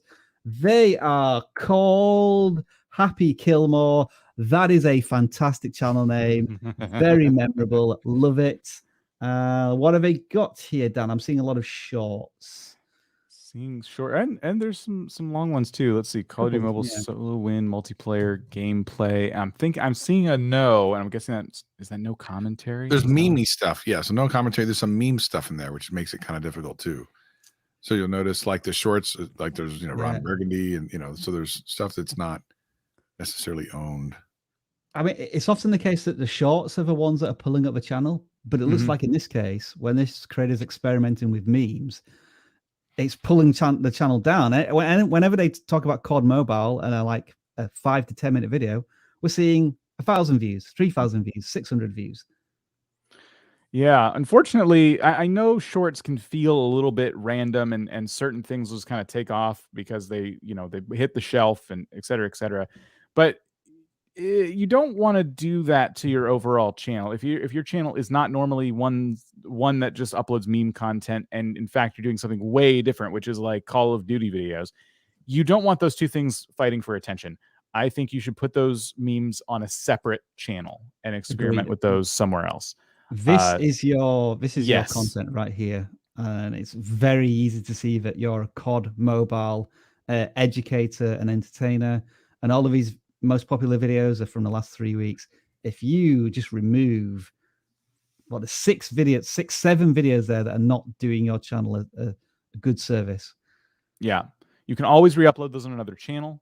Absolutely. And people might, get actually subscribe to that channel and, watch on a regular basis if they feel they're going to get something consistent as well. So they're going to consistently get fun meme content. Cute. I love that. So using the community tab, we love to see that. Okay, so on to the actual bread and butter here, which we assume is going to be Call of Duty based on the name and everything else. I like what I'm seeing. I'm going to once again suggest a title flip, but this time I'm even more confident in it because I don't think you should necessarily always be going for search. Now, when you're saying like best guns, like, the AK-47 versus the AK-117, that to me is a more like searchable kind of video. But some of these, like your solo win, maybe that title could have been a little more compelling. Stick COD Mobile at the very end. Most of the time, the thumbnail will do the talking there. It'll show people what the game is. They don't have to like think too hard about that. Shove it at the end of the title. Keep the most interesting bit at the front of your title. I'm just going to sort by most popular again, because although the Call of Duty mobile content is working, they still have some duds in there. Mm-hmm. So I'm just wondering what style is best for them. I mean, so I love like the latest one's a good example. Knife only challenge accepted. So challenges. Yeah. It looks to be some weapons versus stuff as well. But it seems to be mostly challenges, and which is unusual for a gaming channel. But hey, it's great that you're getting traction with that content. Yeah. I think if you can continue doing those fun challenges, things like that, that's an example of, just really compelling, interesting content. You're doing something that people are probably binging. Like, I want to see everybody I can find try this knife only challenge. So get in on those trends as well. Challenges can definitely trend in the gaming space. Travis, we are looking at the Kings of France. New videos weekly. They have 4,000 plus subscribers. And this looks like, in terms of, am I in the right place? If I want to know about French history, I think this is the place to be. What happens when you run out of kings? I would wonder. There were a limited number of those. Good question. Definitive number. Does France have kings anymore? I don't even know. Not anymore. And this doesn't look like a king to me. So I think they're not just covering the kings of France. Well, so history-based channels can be really popular. It just kind of depends on what's going on. I love that they're staying within a niche. They're really thinking about the viewership of this niche. Yeah. And for a channel with 4,000 subscribers, their views are crazy. Absolutely. Good. Yeah. How long have they been doing this? Real fireworks. It's only 7 months to get that many subscribers. Just super consistency as well here. I mean, really just phenomenal stuff. You might go, well, the thumbnails aren't that interesting. Well, here's the thing. Again, you have to think about your viewership, and the viewership of this type of video don't need the YouTuber face and all the craziness going on. They just want to be shown what they're going to be watching. And man, again, getting views like this on content like this in a short amount of time like this is really extraordinary. This channel has a lot of potential. This looks to be one of these faceless channels. We're always asking, can channels succeed faceless? It looks as if, because of all of the source material and presumably these images are probably, I would say, copyright free at this point, the Creative Commons type of stuff, which is good. I guess one question I could be asking is there a way to get the audience more engaged? Usually with education stuff, you have lower engagement, 7,500 views, less than 400 likes, but very few dislikes, which is very good, but only 85 comments. Could there be some questions that you could ask maybe at the beginning of a video to start a topic in the comment section? But other than that, I think just continue making content on a regular basis, which seems to be 2 a week, which is excellent stuff. I'll be using the community tab. I just would wonder what happens once you run out. Yeah, I mean, and even if you run out of kings, like, what's the next? I mean, queen, maybe. What's the next logical step for the viewers that are coming back and watching the content? I mean, I would just say extended French history, the popular people from that time period, and then maybe branch out a little bit beyond that time period and before, or relationships with royalty in other countries, but it relates back to France. Would be where I would potentially be going. And maybe they're already doing this. We know nothing about French history, unfortunately. Yeah, very, very encouraging. Super consistent. Well done, the Kings of France. Let's pick out another ball from the pit, and it's going to be 197. This is a gaming channel. And this is a Noobster Gamer or Noobster Gaming. Does this mean they're a Noobster YouTube channel as well?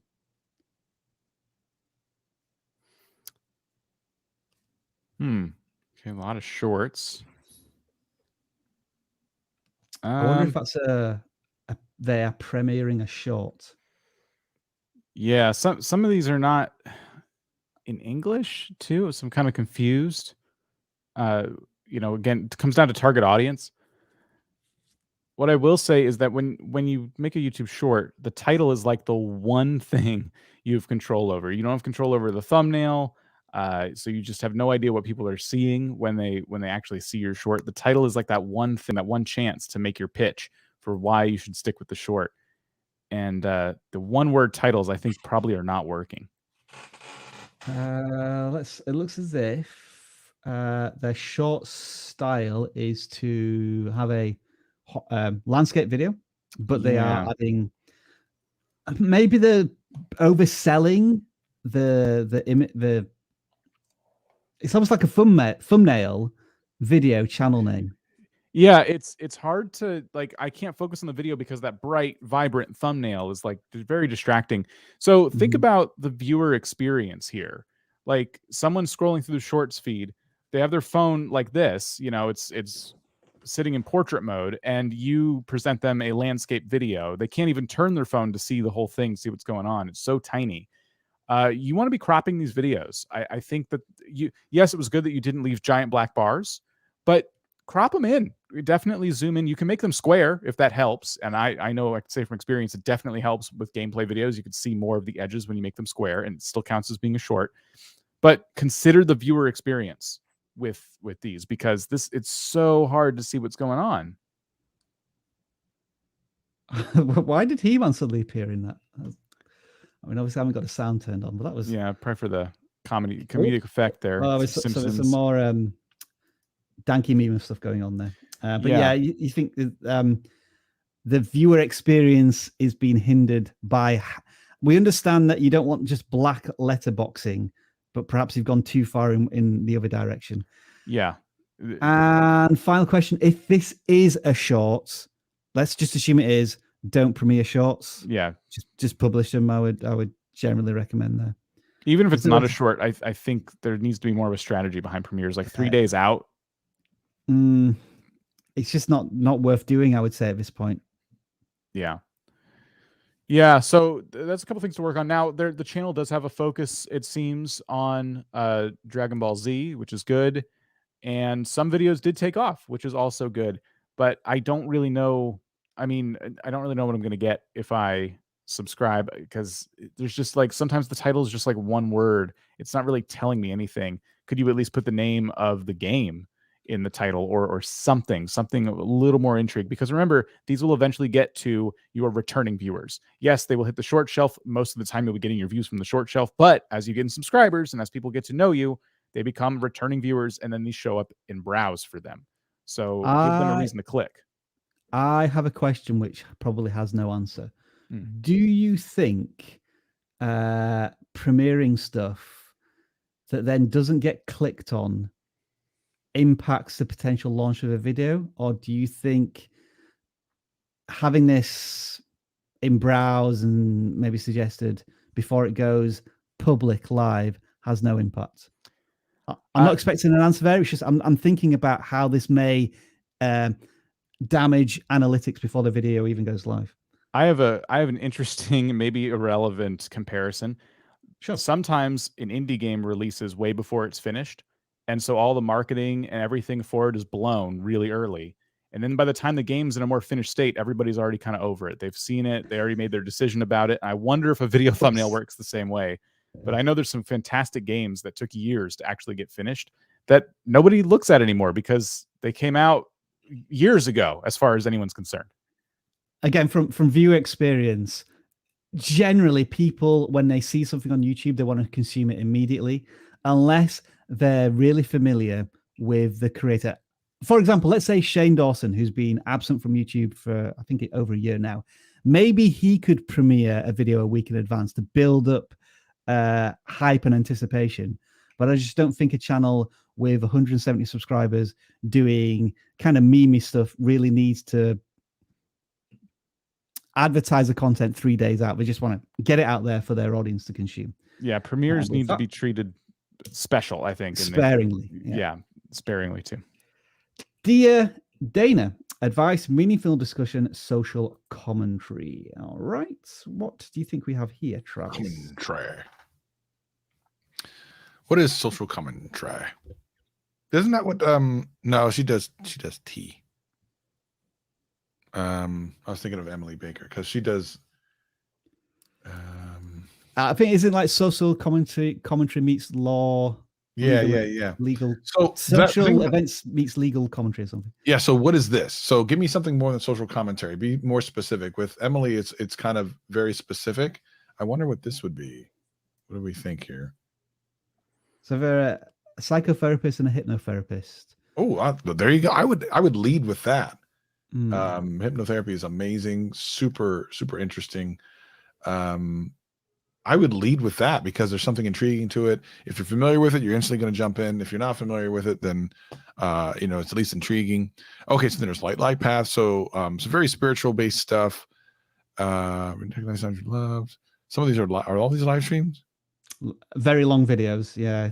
Well, some of these say streamed. So yeah, looks like they're all live streams. Live streams are interesting because they're very difficult to grow a channel on. Emily has done it. She's one of the few. But they're kind of difficult to do. I would recommend this channel. Definitely pay attention to Emily tomorrow because she is like a superstar in live streaming because I deal with so many channels at different lengths, different sizes. I've never seen a channel with her size with like 6,000 or 7,000 concurrent viewers. It doesn't make any sense. I know. It's incredible, isn't it? She went live within a 5 minute at Vid Summit. She went live with a 5 minute kind of heads up. 7,000 concurrent.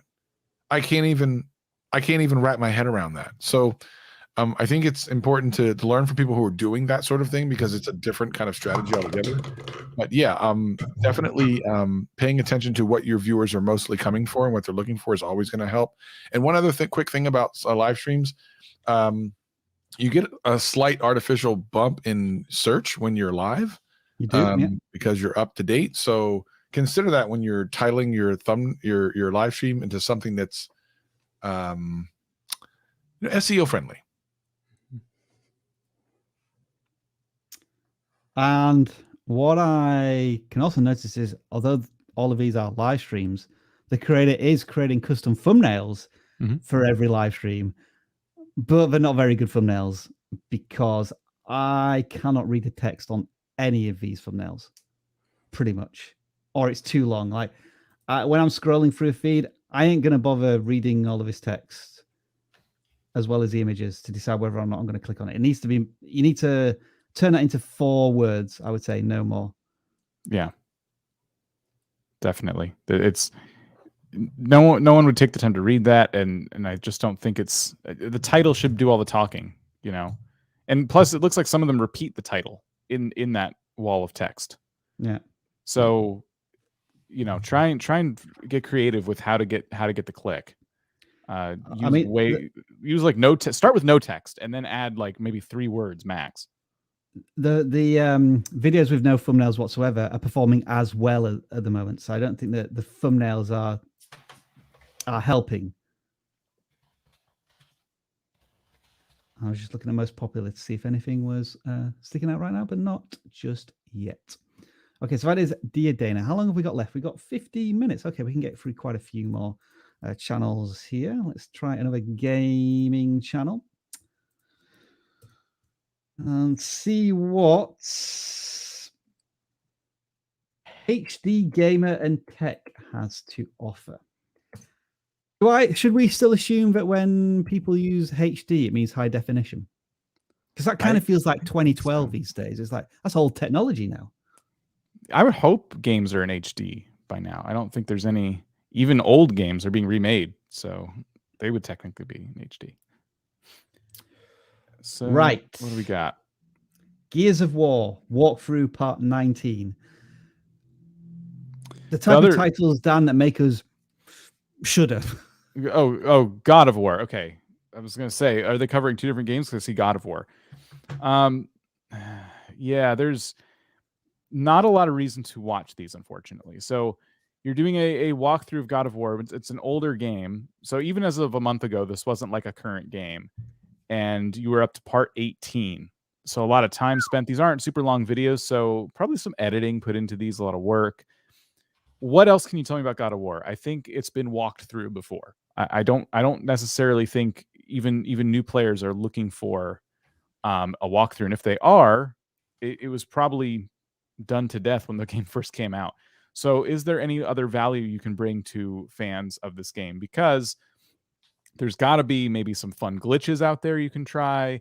Some, maybe, I don't know, do they have mods for God of War? I don't think they do, but if they did, that'd be a whole road you could go down.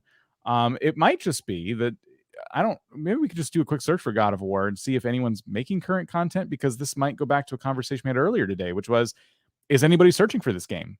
Probably the sequel, the announced sequel, but not released right now, the Ragnarok one.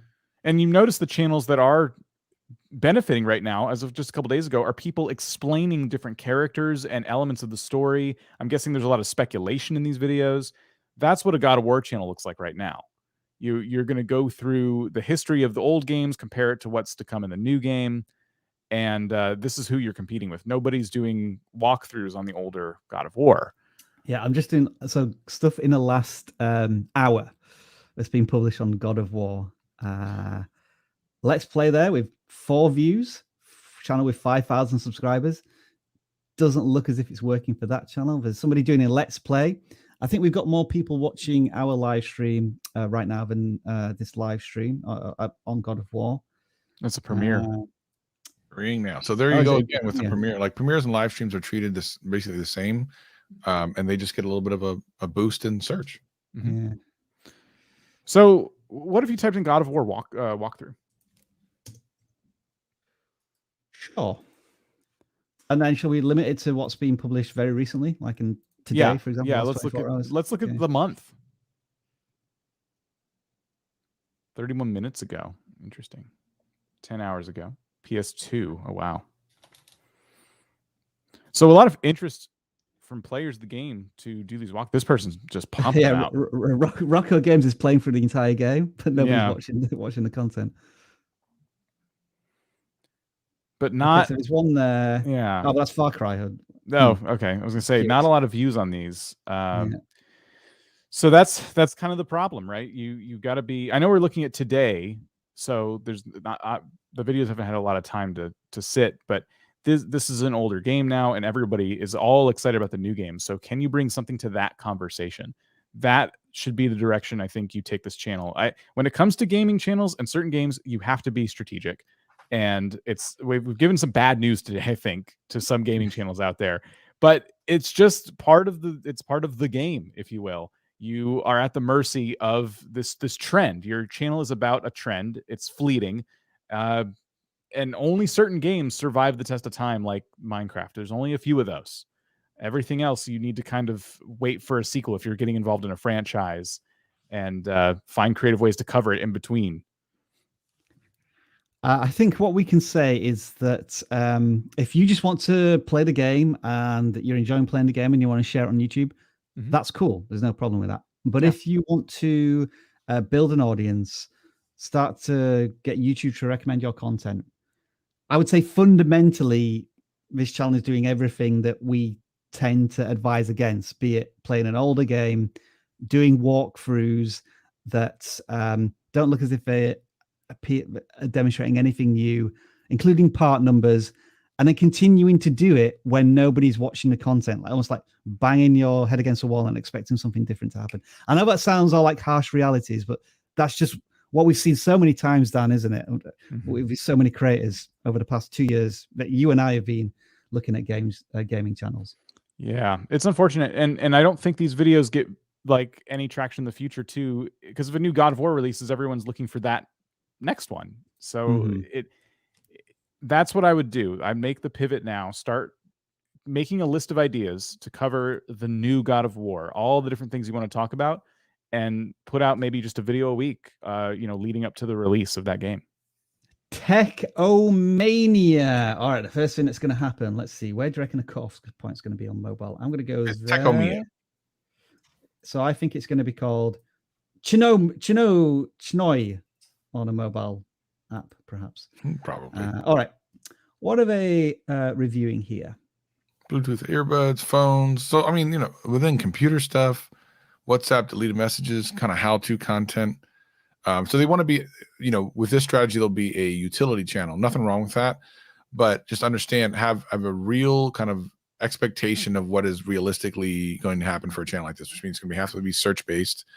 You're not necessarily going to have a loyal viewership. They're going to get their answer and go. Your subscriber per view might be lower for some stuff because, again, they come get their answer and there's no real reason to subscribe again. So you'll definitely want to, and of course, there's a language thing that's going on here where it's the videos are packaged as English, but then obviously some of these they're probably done in Tamil or one of the other Indian languages. Apologies. I don't want to mispronounce one of them. Right. I guess what this creator could have done, for example, here, although that video did pretty well, 50 views for the channel size. Remember what happened yesterday? Facebook went down for about 6 hours, and the keyword for that topic went through the roof. For this type of channel, you could be thinking of alternatives to WhatsApp or Facebook Messenger, because I think I started seeing a lot of people talking about Telegram and saying that they were switching to that. So being able to jump on the trends in education is going to be something to look at as well. And I'm just going to say, from a thumbnail point of view, there's nothing necessarily too bad with these. They're all custom thumbnails, and I think I get the idea of these.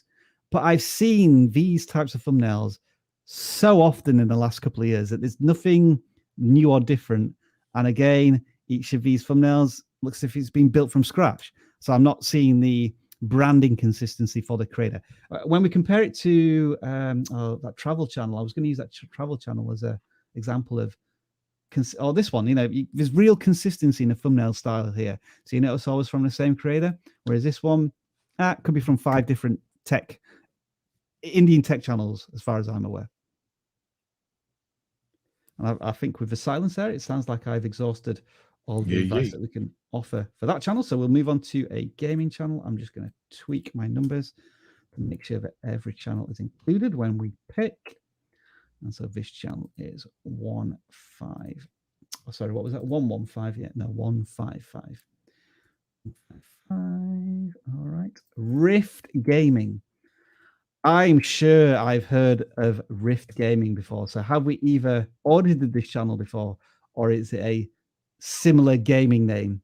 I don't think we've audited this channel before, but I'm sure I've heard that gaming name before. Yeah, I don't know if there's a very original name, and something with channel names is you eventually, if the name is simple enough to remember, people will use it to find you. Even if they're subscribed to you, you'd be surprised, they'll still type it into search. So you just want to make sure that your channel is the first one to appear. So maybe just do some research, see if you're competing with a lot of people. Okay, I'm looking at some very text-heavy thumbnails. I'm seeing Dragon Age, Dying Light, Back 4 Blood. Oh, but they're reviews. Okay, that's interesting. I gave this game a shot in 2021. Assassin's Creed. So is it worth buying? So I feel like that Assassin's Creed one, is it worth buying? That's the best part of the title in the thumbnail. It's not. It didn't make it into the actual. Should you buy Assassin's Creed, like whichever one it was in 2021 would be a good one. I'm just nitpicking different titles here. So with review channels, I think there's going to be a lot of, oh, wait a minute, Cyberpunk. Yeah, it was a long time ago though, wasn't it? Yeah. They did some update stuff. Because I was just seeing this as a standout. I was seeing lots of different types of adventure games, horror games, and this sports one did pretty well, like an outlier. Yeah. So, but what Cyberpunk at the time, there was a trend, everyone was talking about Cyberpunk because it came out and it was very broken, right? And I think they may have capitalized on that a little bit, which is, should you have Cyberpunk now? 4 months ago, like now is it fine to play? It looks like even recently people are still talking about this. Yeah, well, I'm still waiting for the update so I can play it on the Xbox. So the channel that we're looking at had success with updates. This channel with 2,000 subscribers a day ago talked about updates, 5,000 views. So that suggests to me there is still opportunities for smaller channels in this space. Yeah, going back to the channel though, they are reviewing a lot of different games.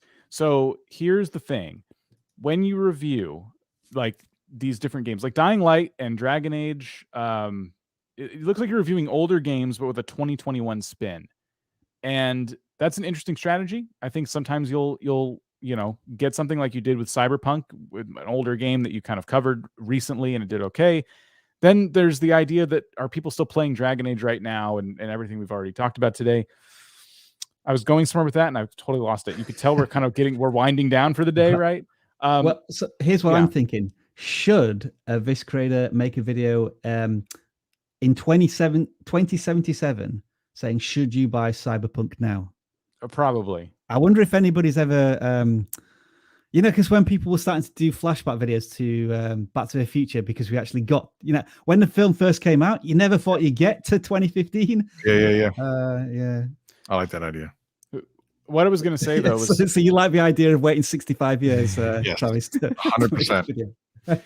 What I was going to say was that when you are a review channel and you're reviewing like AAAs, like big games, you need to be like the first one there, and you're competing with people who got it a week ago, earlier than before it even came out.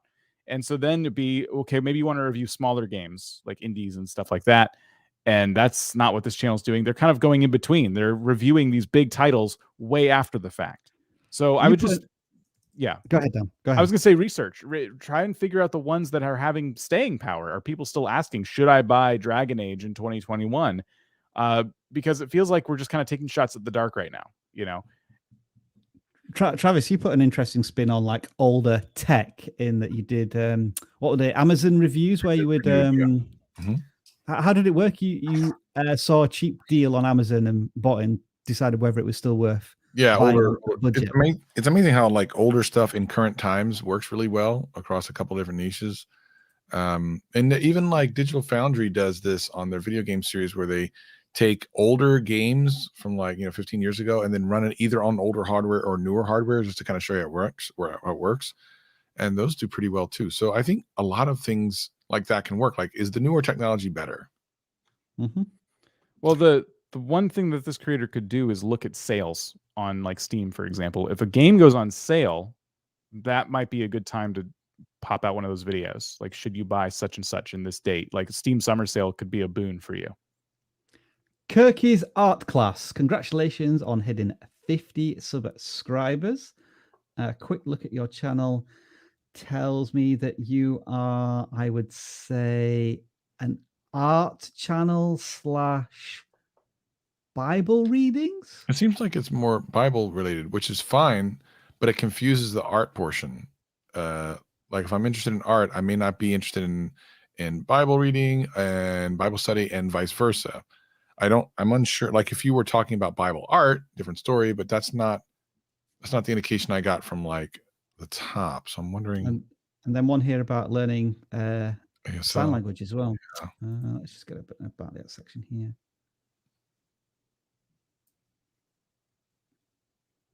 So quite a few things to many people. What I did note there is that you have just started your channel. You're just over 2 months old.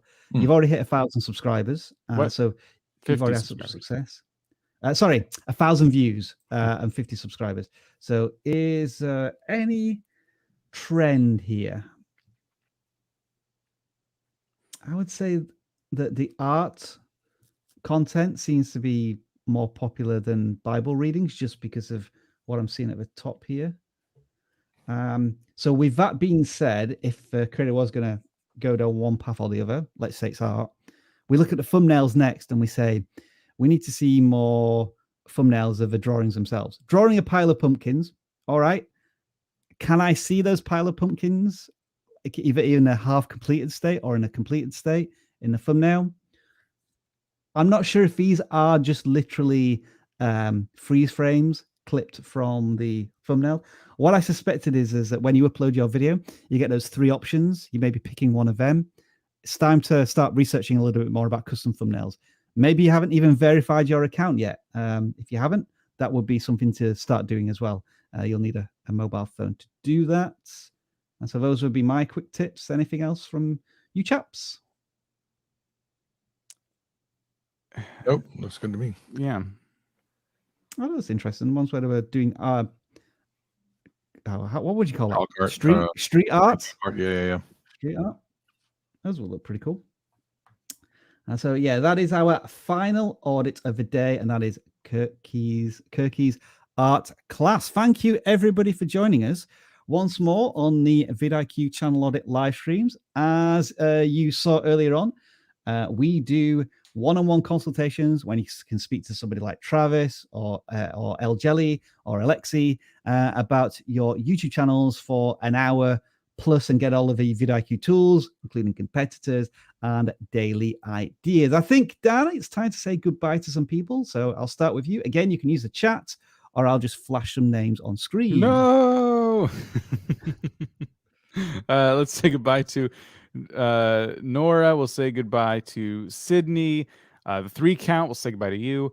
Planet Tech and the Rambling Rose. And Travis, who are you saying? Monstrous Maker, Sart, Fla, Zenzarius, of course, all the mods that are here. We appreciate you. Absolutely. Silver Snake Designs. Of course, Daniel doing it big. I like Pizza, always here, doing it big. And James H97 Gaming. All right. I am going to say goodbye to Planet Tech. Also, goodbye to Diabetic Cooking. I think that is. You've used a C for both cooking and diabetic, so I hope I pronounced your channel name correctly. Also, goodbye to Memory YT, That Homeless Scribblo. And last but not least, goodbye to the Rambling Rose. As you can see, Travis is already done. He's out of here. Dan, can you just walk off of camera as well? Just to add to the effect. That'd be brilliant. Dan's gone. I would leave, but I need to press the outro button. So here it is. See you on Wednesday, where Savage will be taking on Emily D. Baker. Look forward to that.